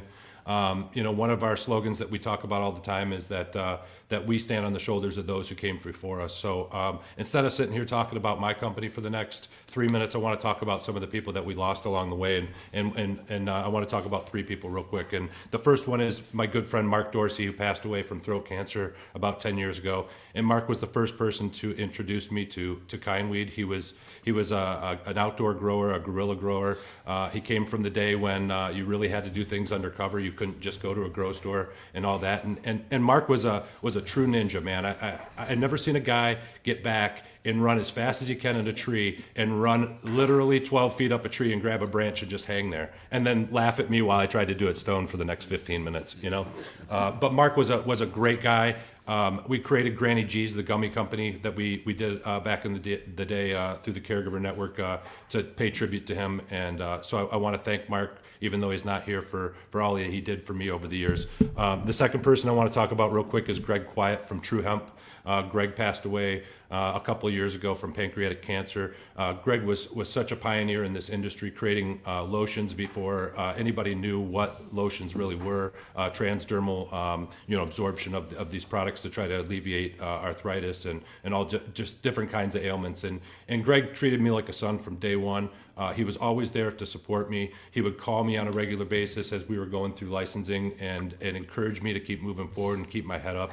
And I really miss him dearly. One of my greatest friends in the world. And then the last person I want to talk about real quick is my father. My dad passed away in 2014, and that's what brought me back to Michigan. People say that things happen for a reason. It's a really shitty reason, but I made it back to Michigan, and it gave me my kickoff to kind of doing things here in Michigan. And the ironic thing is that my dad managed McDonald Ford Truck in Lansing at the corner of Jolly and Cedar for about 15 years, and now my facility is literally about a mile from that place. And I get to make that same drive, and I often think about the things that went through his head while he was making that commute, and the things that go through my head. And were we thinking about the same stuff at all? And when I first started, with marijuana and getting in trouble and stuff like that, my dad was all against it. But then as I grew into an adult and he saw how responsible I was about things, he always had my back, and so I miss him dearly as well. And I just wanted to use my time to talk about those guys. Thank you for sharing, Kevin. Yeah, that's heartwarming. It's awesome, Kevin. Thank you for being back in Michigan. It's been great. Yeah, I appreciate all you guys' support too. You guys have always been there for me and been like my family. So I really want to thank you guys. I love being a part of the Redemption Foundation, the Smoke and Roll podcast, and all the stuff that we do to right the wrongs of the past and try to make a better world for people moving forward. So I'm honored to be a part of it. Right on. Thank you. Good job. Good job. Love you, Kevin. Yep. Thanks, Kevin. Next, we have Rob Robar from the Helping Friendly Hemp Company, and it took me a while for me and Rob to meet. We met at the Canna Jam. The VIP tent, that was awesome. Shout out to the Canna Jam, of course, too, again, Michael and Tom. And then, but I saw you were doing a lot with Local Roots and sponsoring the concerts up there that I went up to, attended, and Yeah. doing a lot of cool stuff with veterans as well. So why don't I let you introduce yourself? Tell us about your company and some of the stuff you're doing. Yeah, my name is Rob Robar. I'm from the Helping Friendly Hemp Company. We started in 2017. That's when we, licensed or whatever. Kind of moved in that space and kind of, started off as a topical company because that was really where my passion is and where my main issues have always been, is kind of based around my own peripheral neuropathy and things like that. So yeah, started the company basically making topicals and just kind of hustling it out there within the the caregiver type scene. And then as we started to get more, availability with dispensaries and things like that, started moving the brand a little bit more on that.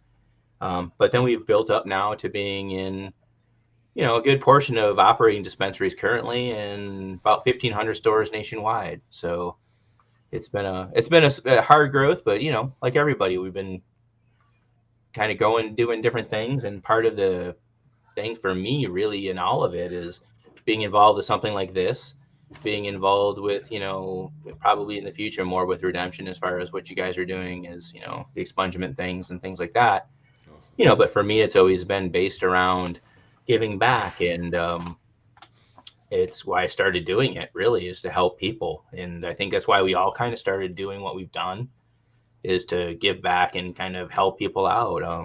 You mentioned the veterans and things like that. We have here, maybe hard to see on the screen here, but the Hero Pack. It's a gummy pack that we signed on for and donate 10% of all the proceeds going back to the Hero Project, which is, another nonprofit within Michigan dealing with cannabis and dealing with veterans, so just another cause there.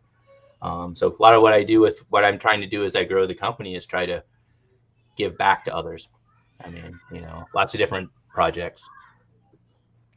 That's great, Rob. And it's not easy doing what you're doing. There's a lot of people trying to, be in the CBD space, and I gotta hand it to you. I didn't know you, but you just popped up all over the place, and I reckon it's been fun to watch. It's you got a skill for it. So thank you. That's incredible. How did you guys? How'd you meet the Liskies over there, and tell us what you did with Lanesburg? Oh, well, one day they just kind of approached me and just said, "Hey, hey, we're looking for sponsors," and they were asked to do one show, and I said, "Well, how much is it to do the whole month?"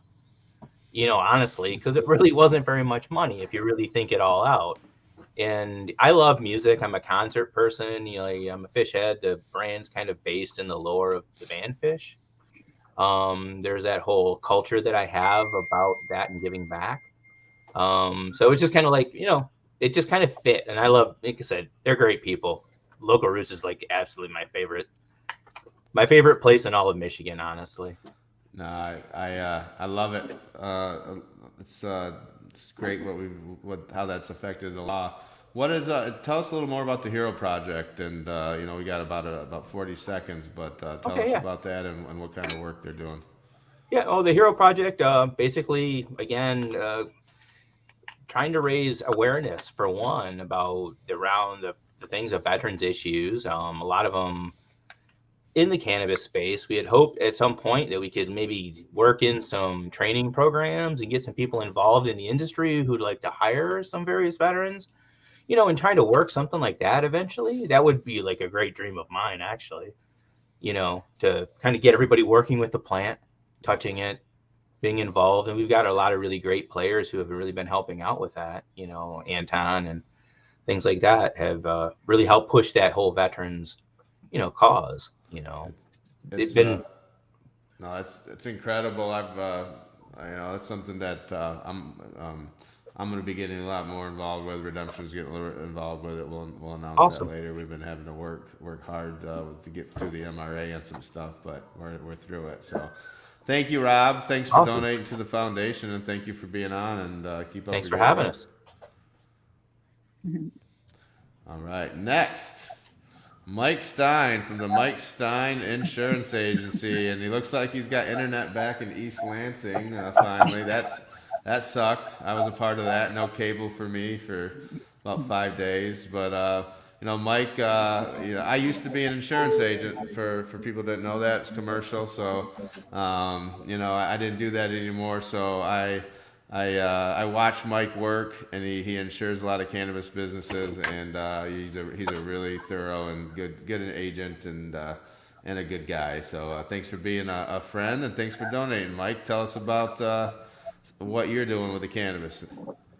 Well, looks like my video feed is struggling a little bit. Maybe the internet isn't quite fixed all the way yet, but been working in the cannabis industry since 2018, and thought I would have seen a lot more change by now from the insurance companies coming into the market, but it is pretty much the same players that we've been working with since the beginning. It has not evolved the way I kind of hoped and thought it would at this point, but great companies still involved, and obviously the industry is continuing to evolve and change with new requirements from the MRA coming out with the dispensary coverage for the minors and additional. But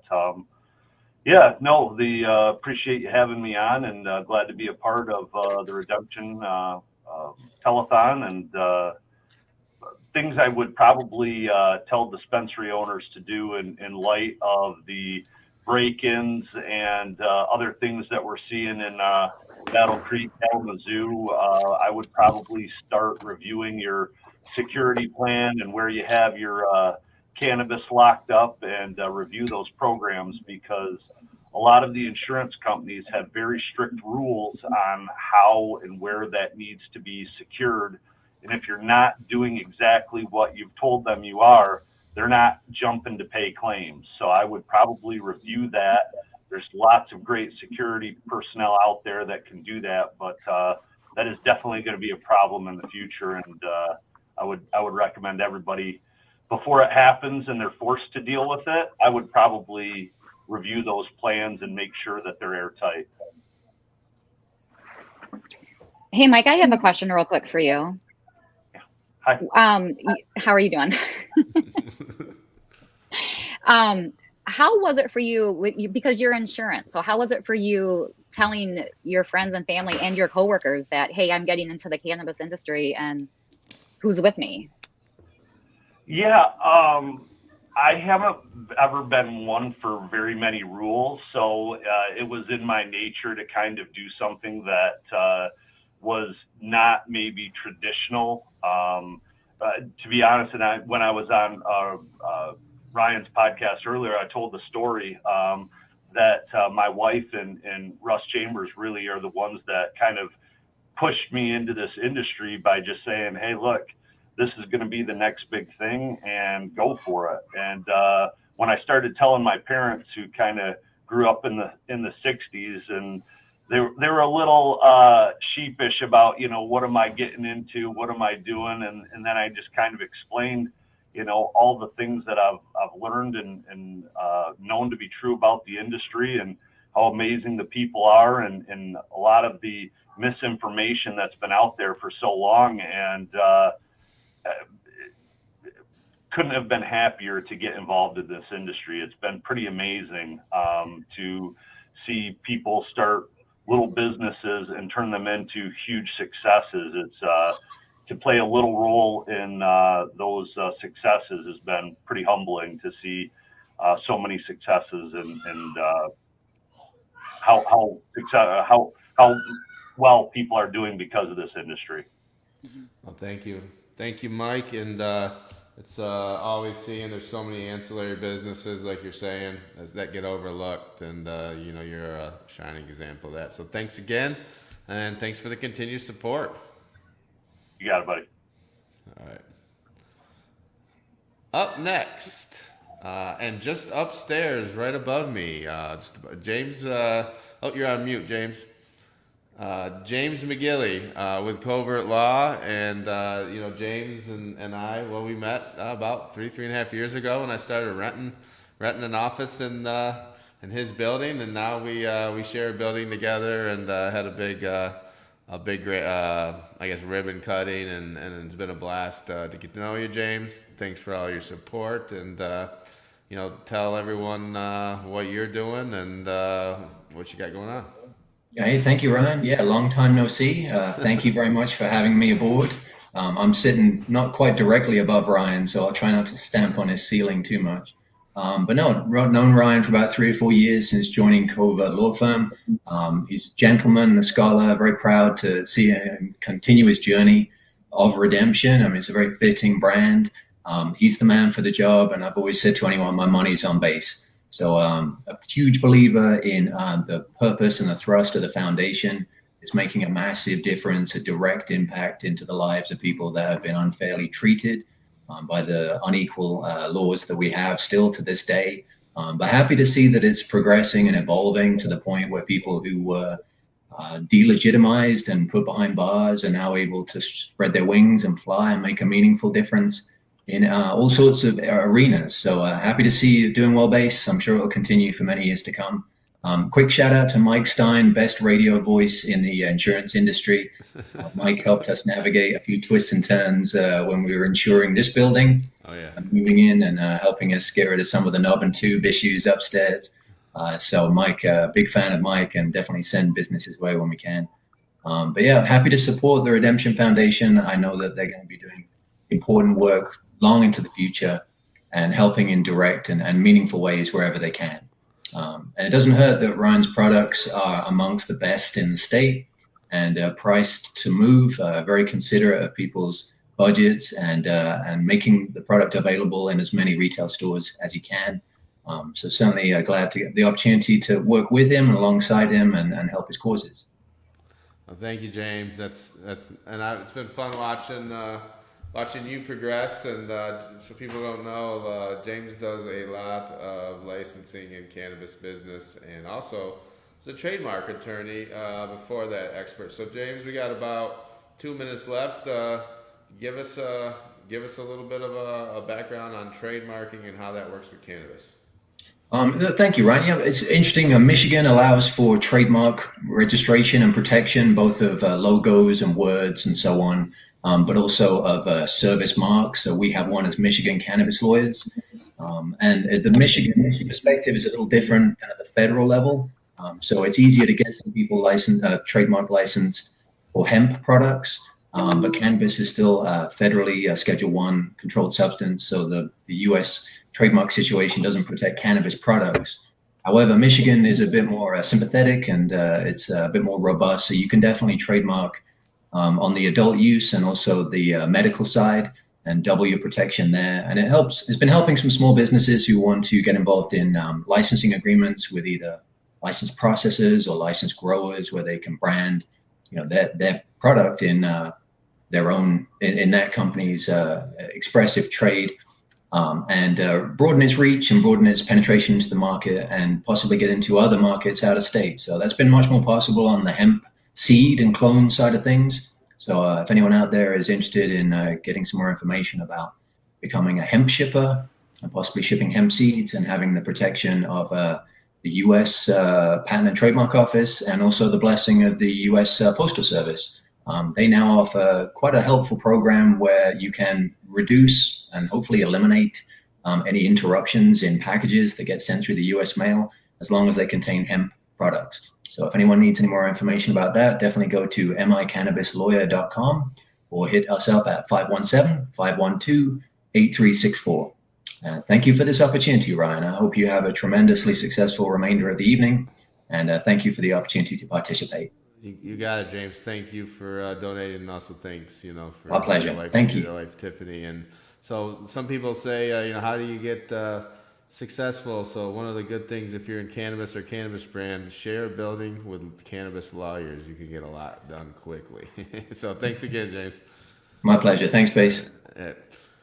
Up next, we got a big announcement. Brand new podcast on the scene with two guys that I met around legalization and now are owning licenses, and Chris is doing a great work with Redemption. So without further ado, Chris Silva and Kyle Miller. What's up, y'all? How's it going, guys? What's up, guys? Good to see everyone. Cool. Well, yep. Like Ryan alluded to, we were going to be launching a new podcast that Kyle and I will be co-hosting together. Hoping to start maybe January. Keep in mind we're still a bunch of stoners here. We're thinking January start, and the name of the show will be Chad Watch, which I think everyone kind of knows what a Chad is. And if not, that would be like someone in our industry who's usually like the rich uncle or something. And on a very serious note, though, I think it gives us an opportunity to educate a lot of consumers and maybe people newer to cannabis about what the corporatization of this industry really means. And I think a lot of people, they don't have the years of context of doing the political stuff and all the other back end stuff that I think a lot of the people on this podcast are into. And so they might not know that some of the people they're doing business with are, for the lack of a better term, scumbags, trying to work against like a lot of the foundations that has built this industry to allow us to all have this opportunity to thrive. And you don't need to be like that to be successful in this industry, So that's kind of in a nutshell what the show will be about. Is it'll look at different aspects of the industry and how the just rampant corporatization and just that the profit motive is just damaging kind of the soul of our industry and kind of like just shining a light on it. Super exciting. Thanks, Chris. I've known about it for a little bit. It's a great idea. It needs to be done. And there's another podcast. Hopefully you will be hosting the next telethon with us. But I'm excited about it. And what are you going to talk about as far as like do you have any ideas for guests and and any special ways to hide some people's identity? What's going on? It's definitely one of the things we talked about is maybe like doing like the old school, like, Dateline, like obscure their faces and voices, kind of give them some anonymity. That's one thing. And then just trying to get people like that you would try to get on the podcast, like knowledgeable people that have a good insight. And then our job at the show would be to pick a topic or highlight a certain practice or something that we think is important that a lot of the end consumers might not ever be able to just glean the information themselves for. Yeah, exactly what Chris was saying. Sorry, I lost internet connection for a second there, but yeah, we just want to kind of bring light to areas of the industry that the end consumer might not be aware of, and just bring light to every detail to the industry. Just everyday things that most people don't see unless you're really in the industry and really study what's going on and surround yourself with this kind of stuff. For the end consumer, there's a lot that they're missing. So we want to tie the loops together for them. That's going to be sweet. There's things out there that we talk about and, it's Chad stuff to do. Like, say like Loom suing every municipality and everybody that doesn't give them a license. I think that'd be a good topic, like all this crazy, Chad and Brad stuff. And don't get me wrong. I don't know your guys' opinion, but there's some great Chads and Brads. There's some benevolent Chads. Yeah, there's benevolent Chads. We'll talk about that on the show. Awesome. It's gonna be entertaining. We're gonna get Kyle better internet on it as well. So totally looking forward to that. Yeah, no, for sure. Adding another podcast to the Michigan family. We keep growing. This is something I don't think you'll see in other states. We got a real cool culture here with a lot of history. So we'll be watching nationwide too. So thank you, Chris, and thank you, Kyle, and thanks for announcing it on the telethon. Thanks very much, and thanks for the good work everybody's doing. All right, you're welcome. Thanks, guys. And up next, we're going to have Rick Thompson talk about our good friends over at Lake Effect. And, they've been around forever and have done a lot of the work. And, Rick, take it away. But thank you, Lake Effect, and, Jevin and Justin and everybody over there. Yep. Thank you very much for your donation today. And today is the 6th anniversary of the founding of the Lake Effect Dispensary in Western Michigan. Just December 15th, 2021. Now let's go back 6 years. That'd be December 2015.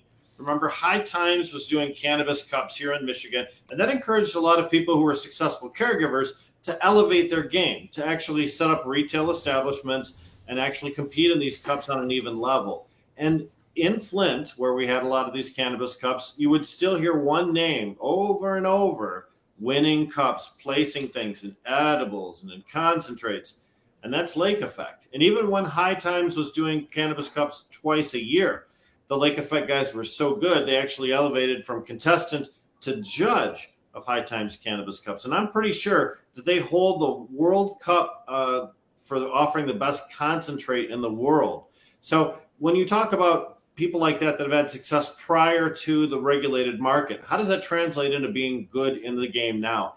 It means that they curate the cannabis at Lake Effect much better than people that came from the fashion industry or from the home decorating industry or from the automobile industry, who might be, people in charge of management making decisions at this point. So when you talk about Lake Effect, that's one of those places that really carries history. And the individuals involved, as well as the name brand itself, really elevate Lake Effect. I mean, in the Western Michigan market, let's not forget, has not been an easy one or a fair one for many of the distribution centers.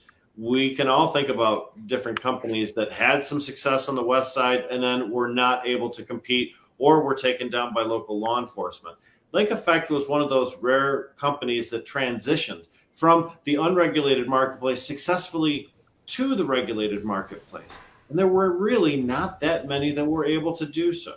So that helped to set an example, not just in the community itself, but also for caregivers advancing themselves throughout the system to make it legit on that side. So when you talk about Lake Effect, it really is a company that I'm proud to say that I've known for a long time. The other thing is that's also a company that's traditionally supported charities here in the state of Michigan. On the west side, they're much more active than we might see from those of us of a Southeast Michigan or a Lansing perspective. But let me tell you, Lake Effect is one of those places where if you needed something, you could knock on a door and you're probably going to get a yes, as long as what you're asking for was for a legitimate reason. I've always believed in those folks. They've expanded to several different groups. They also have delivery at Lake Effect now too. But you really have to respect folks that have been in the game that long and can come through with such a sterling reputation as Lake Effect has. Within that group, they created a processing license, a black market, just to create a venue for caregivers to bring product to market when that was going on under the former emergency rules. Yep. Talk about people that understand what caregivers go through because they walk that walk and talk that talk. That's exactly correct. So when you see places like that, it just makes me more enthused to be able to support them. I'm awfully glad to be able to have an opportunity today to talk a little bit about Lake Effect and the historical value that they've had. And again, just to thank them for their donation to these Redemption Foundation charities today. Yeah, I really, I find out really through obviously through Josie and they don't make, Lake Effect doesn't make a big deal about what they do and the donations, but then I just hear about the different things that they've done over the years and Justin's done and Jevin and the whole, personally or even with the business. So man, they've really carried the torch on the west side of the state. They're board members of the MICIA. They're great stewards for the industry. So that's awesome that they donated and Rick, that was great. And it's another store that Redemption is really proud to be in based on their history and their roots. So bravo. Like next one we'll hopefully get Jevin or Justin on as well. So with that, I wanted to welcome another special guest. We've got Paul Talinda. Paul, thanks for coming on. So for those that don't know Paul, for us that have been around, I met Paul, another Cannabis Patients United, right around the time I met Michael Comorn, and Paul's handled some of the biggest east side of the state and some, whole state cases that have gone on. And, it's great that you're on, but then also thank you for all the work you're doing for Glenn and the Great Lakes Expungement Network. We needed help, and you've been extremely generous with your time and your payment schedule. So thank you, Paul. Why don't you It's tell been a us pleasure. about It's been an honor. yourself? Yeah, tell us about yourself, your history in Michigan cannabis, and we can go down memory lane a little bit. So. I don't know. I think I kind of got into cannabis accidentally. I was pursuing some interest in property, and I had a client that had a cannabis thing going on, and I was, certainly had the personal interest in the history, and never really thought that it would turn into what it had become. And just little by little, it flowered, to say.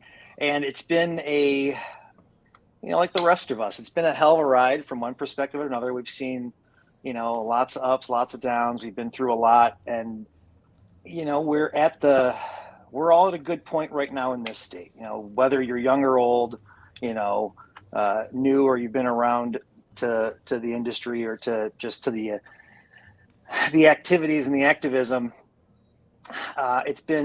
It's been a long road, and I've had a lot of good celebrations in the victories that we've had in the medical program, the great victories we've had at the state with the recreational program, and even the advancements we've made in access, the advancement we've made in just the ease and the acceptability and the universality of cannabis now in Michigan. And there's been a lot of great moments, and I'm reminded, especially through the great work that Redemption does, and even through one of my absolute favorite groups now is Sons and Daughters United. They do, it is truly the Lord's work. It's amazing work that Josie has the wonderful idea that a lot of people need, but there's a lot of reminders that we're lucky, that we're the fortunate ones now, that we're the ones that, our time is now in the sun, and even neighboring states are not as lucky as we are. I had an unfortunate encounter with the U.S. Marshals in the past couple weeks that was a stark reminder that people still treat cannabis like a big deal, like a felony offense, like a capital offense, like big enough to arrest you and bring you down somewhere else. And that's part of the progress that we still have to make, and that's part of the endeavor that we still have to strive for on our end here.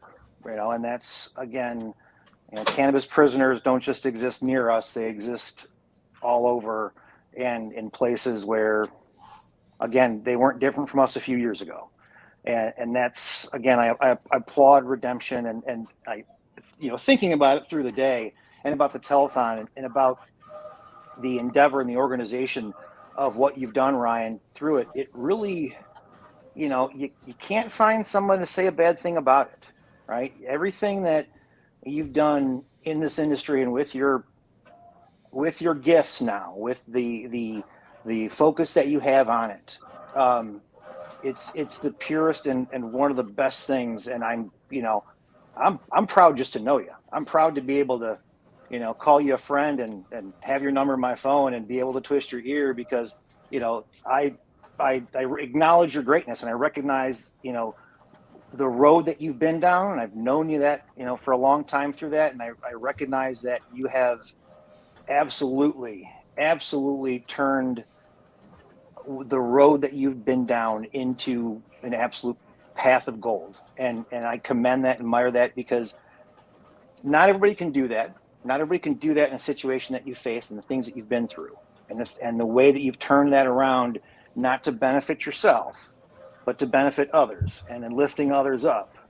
You have made yourself, that much greater in all of our eyes, and we're all here acknowledging that. I don't think anybody on the screen or watching here is going to disagree with any of that. And that, to me, is it's rare. You can't say that about people, Ryan, and I commend you, and I congratulate you, and I love the path, and I love the facts, and I love what's going on, and I wish all the best, and I wish for great change for those that struggle, in the coming year. And I'm honored. I'm humbled to be a part of it all, and I thank you for that. Man. Thanks, Paul.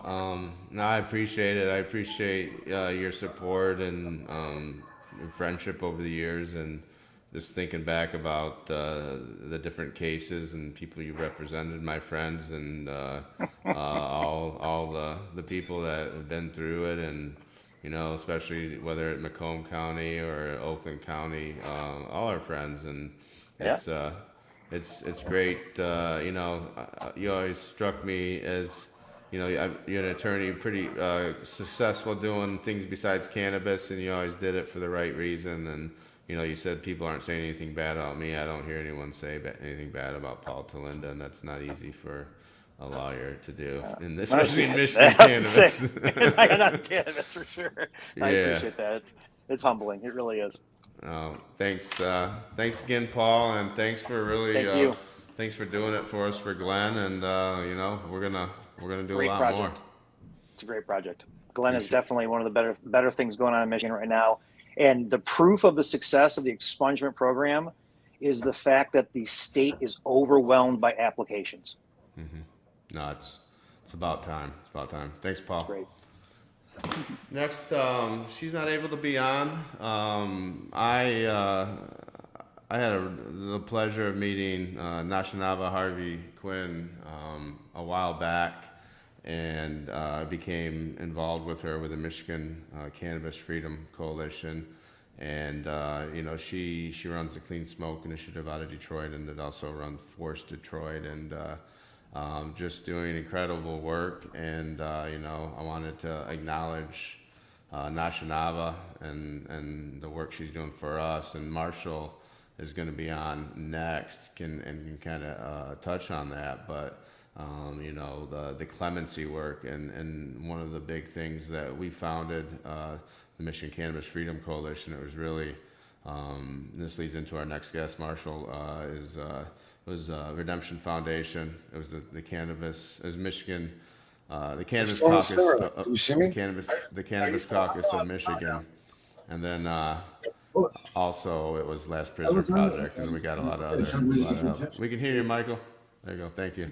So it was also the Last Prisoner Project, and the goal was to get people out of prison that are in Michigan that are in there for marijuana. We got the list from Attorney General Nessel. It was over 1,200 people after we fought, and we're only the second state to get a real list. So Nashanava's group is the one doing that work for us, and then also with the clemency, and she's runs Force Detroit, and she's a force to be reckoned with. So thank you, Nashanava.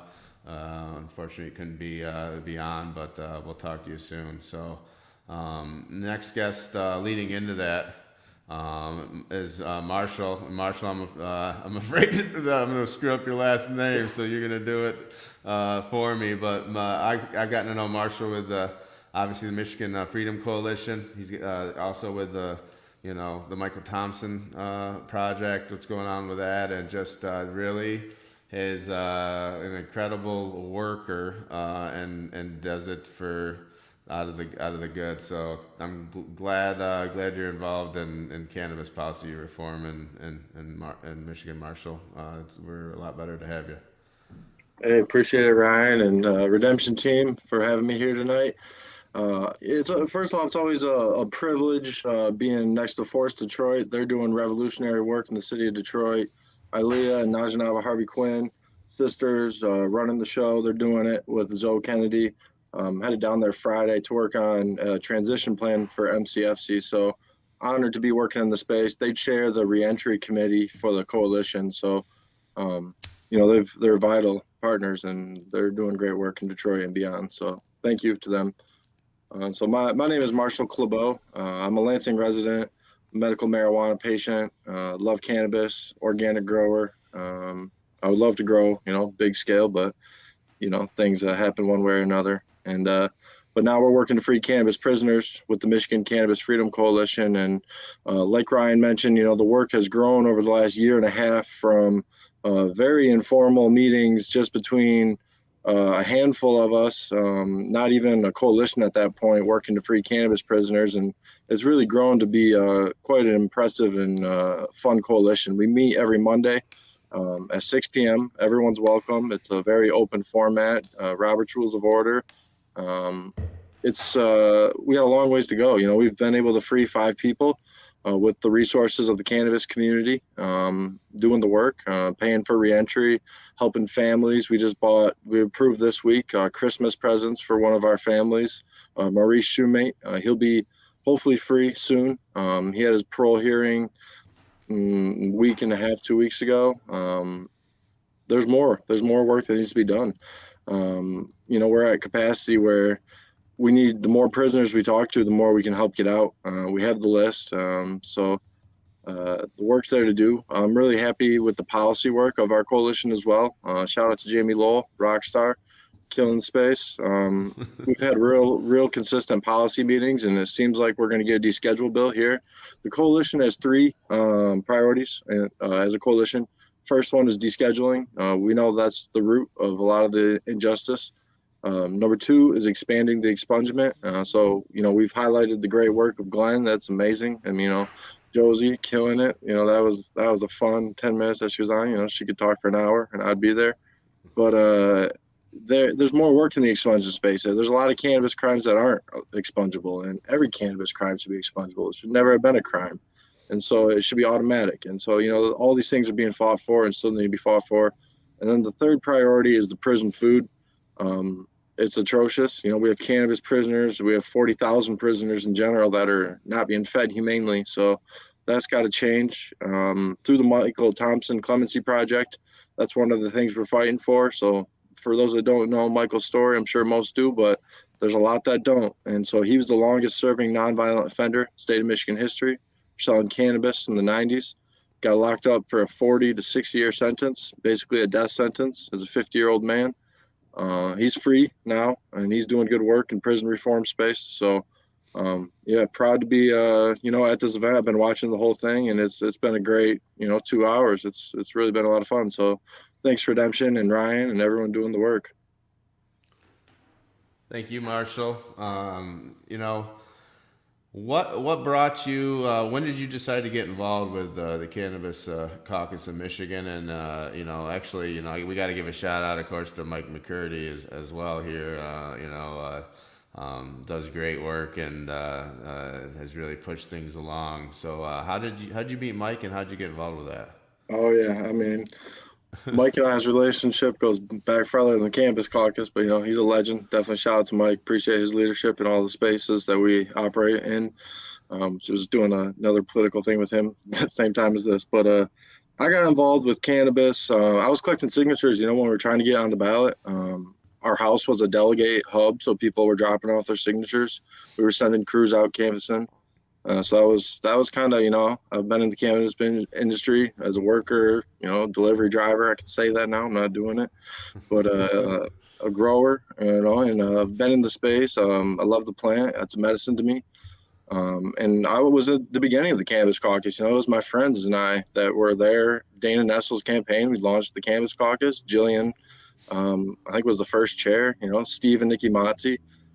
Shout out to them. They're, held it down for the Cannabis Caucus and took a little time away. I had to step away after Trump's election. I got too burnt out. I had to step away from politics for 6 months or so, and to a year. Just got killed. Got pneumonia, and I walked like 500 miles for that shit, and it was bullshit. But I don't know. That's my political involvement, man. So, I met Mike through doing co-op maintenance work.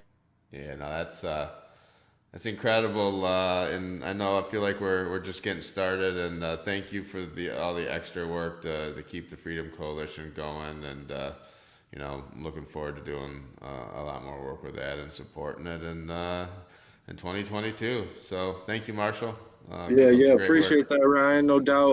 Appreciate your office space. That's been a good headspace for me. And the coalition's rocking. I think we're gonna have a real successful 2022 as Whitmer. It's a campaign year. She's got a lot of campaign promises that aren't fulfilled. There's cannabis prisoners today. We know their names, we know their stories, and so she's got to free them. That's right. Thanks, Marshall.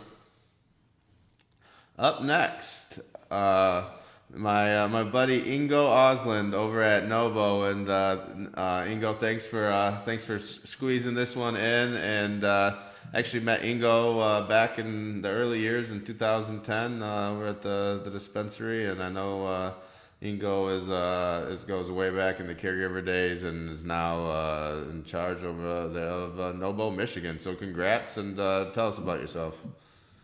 Oh, I just represent a team of people that are very humbled to have the opportunity to be in commercial cannabis and support a great foundation like Redemption. Thank you, Ingo. I really appreciate I've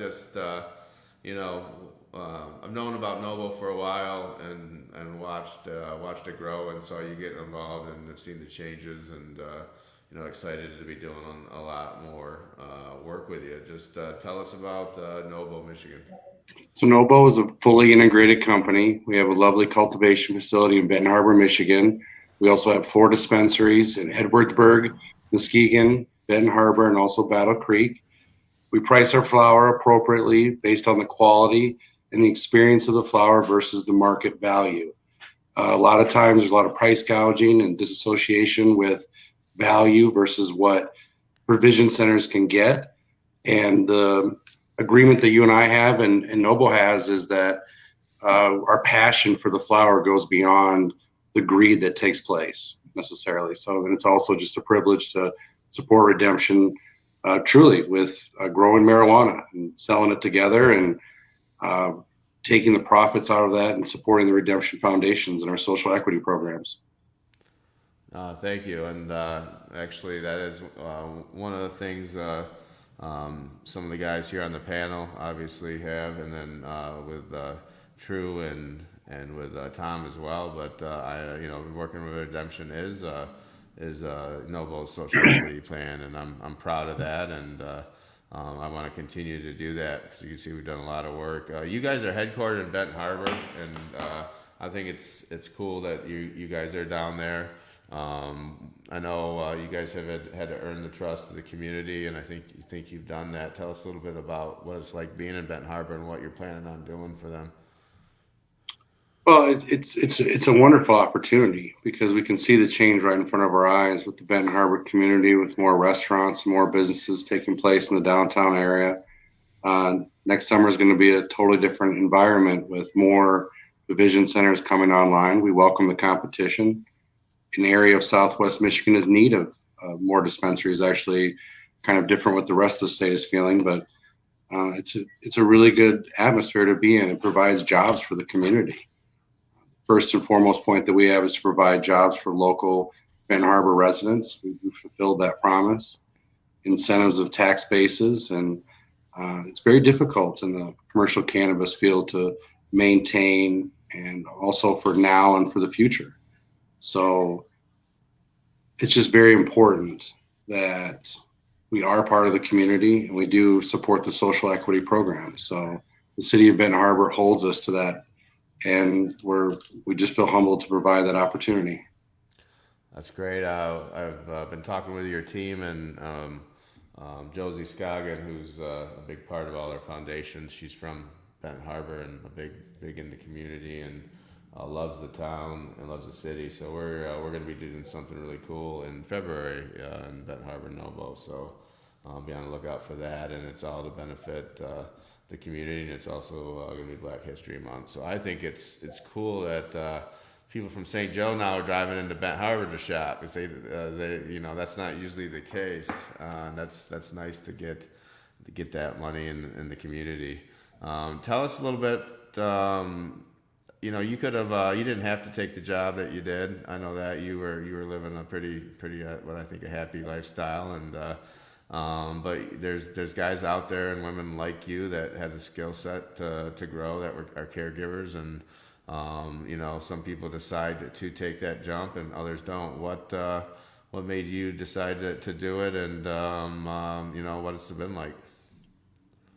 I think that a lot of caregivers and cultivators have a passion inside themselves. If they don't compete with themselves, they're competing with others. So when you're on the commercial level like this, it's the ultimate form of competition that you can present your team's work, not only in your stores, but also in other people's stores. And really, it's just the experience that people have with your flowers, essentially your rapport and the reputation that you get. We're building a quality reputation for our flower, and that's what we stand behind. It's our foundation. We don't try to weave off of that. We continue to master our craft. Just feel humbled to keep getting better at it, to work with tissue culture labs, to work with yourself and co-brand, to stay cutting edge, stay away from pesticides, all the different types of, like the gentleman that was on before talked about being organic. It's very difficult at the commercial level to stay as close to organic as you possibly can. It brings in tedious amounts of work and cleaning and all the different testing formats that's provided. Very proud with working with Cambian Analytica and passing all of our tests, true tests, 2 THC tests, microbial tests. We've never been involved in any type of recalls or anything like that. It's just a wonderful thing that when you provide for patients on the caregiver level, you don't have to test your marijuana. So now to be able to test our flower and see the results and see our levels extremely high with Delta 8s, Delta 9s, CBN, CBGs, THCA, so many different variants that are so healthy for you, and you get that full spectrum effect. We also carry CO2 full spectrum oils also, which give you a wonderful edible quality with our gummies, and they're just excellent. So if you're looking for that full spectrum, our flower and our edibles and our concentrates provide you with that. That's awesome, Ingo. I appreciate it, and thanks for coming on, and thanks for the donation, and looking forward to the new year with you. Thank you. God bless you. All right. And our final guest, surprise guest, really the biggest, activist and name ever in Michigan in marijuana. We're really humbled and honored that he's here, and we've got John Sinclair. So thank you for taking the time, John. My pleasure. Well, thanks. Well, we got Jamie is here with the Redemption. Hey, John. Jamie. Jamie, you're one of the board members of the John Sinclair Foundation. Why don't you take it away and tell us what's going on, and ask John, any questions? Yeah, well, we just, of note, we just recently celebrated the 50th anniversary of the John Sinclair Freedom Rally, where John Lennon and Stevie Wonder, other notables, got 15,000 people together at Chrysler Arena to let the world know about this. And 3 days later, John Sinclair was let out of prison. See that? There you go. Yep. There I am. All right, keep going. And John, we're doing this telethon tonight. We're raising a lot of money for a lot of good charity. Yeah, do a lot of great work. I wanted to be here. I like this. Right I on. wanted to be part of it. We talk about podcasts and things like that. John Sinclair has an extremely long-running program called Radio Free Amsterdam. John, tell people how many episodes you've got in the can of that show. 943. I remember telling him about Jazz Cabbage probably about 4 or 5 years ago. And he's like, yeah, good idea. I've been doing that since like 2004. Right. 2004, yeah. When I started. Exactly. And of course, you've been an icon here for the cannabis industry, not just in the United States, but abroad too. And that's really helped to push legalization efforts and medical marijuana efforts in other states, because your story was just so tragic. When you reflect back on how things have been over the last 50 years, what's the most important thing to you? I mean, is it brotherhood, togetherness? What do you think? Of what now? The most important thing that's driven change over the last 50 years. Well, people wanted to change the law. Yeah. That was The it. law was so disgusting. It made enough sense to enough people, and you demonstrated that. We had to change it. Yeah. For those who may not know, John Sinclair was given a sentence of 10 years for the possession of 2 cannabis joints. Passing 2 joints to an undercover cop. Exactly right. So that's one of the reasons why it was so famous worldwide and drew the attention of not just famous entertainers, but also big name attorneys that worked on your case on your behalf, John, right? Yeah. Justin C. Rabbits. Gonna have to be Cockrell. Hugh M. Buck Davis Jr. Hey John, Yeah. this is Kevin. This is Kevin Pybus over at True Cannabis. It's a pleasure to meet a cannabis legend like yourself. I remember in Colorado, I'm a big genetics guy, and I remember seeing the John Sinclair seeds out there. And then to finally hear about you here in Michigan and to know of you, it's an honor to meet a legend like yourself. In your years of political fighting, what is the biggest change you've seen, and how has it been seeing the progress in marijuana legislation in your lifetime? Well, it's too slow. But other than that, it's fine. All this should have happened in the 70s. Right. Yeah. But now it's legal. So Yeah, that's well, the best thing that's happened. all your work back then is what sparked this movement, and I'm just really glad that in your lifetime you've been able to see this progress this far. And like I said, it's just an honor having you on the show and getting a chance to meet you. Well, I really appreciate what y'all are doing. It's a great thing. Thank you. I want to say Ryan Bassor is about the closest to me as anybody I've met in this movement. So he went to prison and he came out wanting to do something to change things. And he's made great strides. Right on. Good job. Yeah. Thank you, John. And it means a lot. We'll see you soon, and we'll ride down with Boogie Bob and hang out for a little bit. So, man, I really appreciate you coming on and wanting to be on, and hope you're recovering from the foot surgery and Foot surgery, yeah, it's killing me. yeah. Thanks again. We're gonna wrap up with final thoughts for everyone, and then we're gonna close it. Thank you, John. First off, let's start reverse order. Ida, Pearl Lee, thanks for coming on, and any final thoughts? It's the passion. It's the passion that everyone is expressing and wanting to give back and wanting to help others. And it's so neat to be a part of it. And I'm so honored. And I love to see other people helping other people. Thank you, Ida, and thanks for being on and represent the MICA, and looking forward to the winter gala tomorrow night. It's going to be great to see everybody there and see you there as well. Yes, sir. Thank you. Thank Tom, you. over at Real Leaf. Hey, thanks for having me here, man. It's been a good time, as always, raising awareness and bringing people together for good things, because cannabis can change things and change lives and can save the world, and if we believe it can, and we can do it. And, coming together and making stuff happen is, what we need to do, man. Appreciate it. Thanks, Tom. Kevin. Of the fundraiser today, and then also the Redemption Foundation.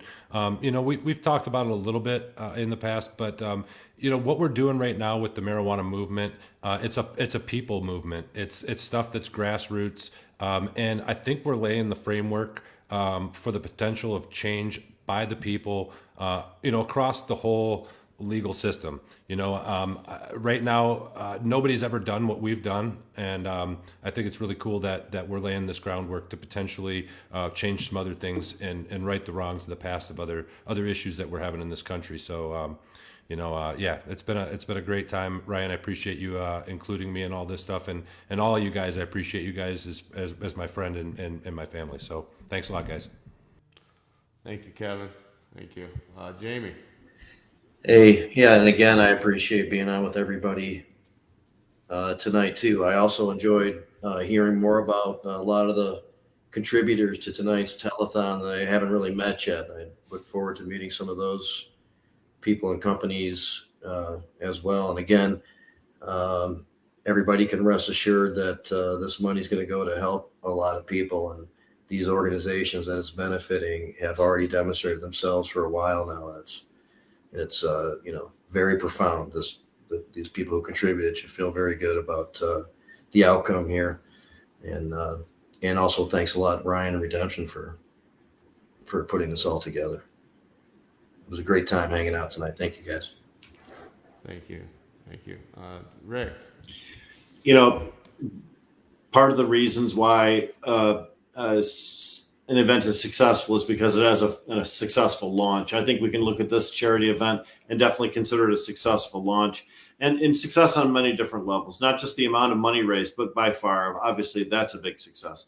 The number of people reached, I think that's also a big success too, but by relationships built. Once you know that there are people out there that are willing to step out of the norm, step out of the regular role and take on more of a charity function or give to something like this or believe in someone like Ryan Basar, that just builds continued unity. And as I mentioned before, a lot of these people that were on tonight will be at the MICIA event tomorrow night too. And I think if you are of a like mind too and you're watching this broadcast, and if you have any kind of a business at all, you should consider joining, simply because that's where the real people live, is that organization. So thank you. Thanks, Rick. Thanks, everybody. Also want to thank, Nate Darlin, Director of Marketing over at Redemption. This was his idea. And I don't think it could have gone any better, whether it be raising money, normally, that's something I've been, something I've just done. And this time, Nate, along with Josie and also Erica with Redemption, raised a lot of the money and gave great support. So couldn't be happier. I think we're up to about 23,000. It's going to go to a great cause. Get the next one for those that missed out. We did run out of slots, and that's pretty cool. And thanks for that means a lot, all the support. And we are going to do one. The next one's going to be for 420, so we'll be back, and we'll be planning it ahead. So get ready for it. We'll step up our game. So with that, thank you, everybody. What a night. Appreciate it. Thank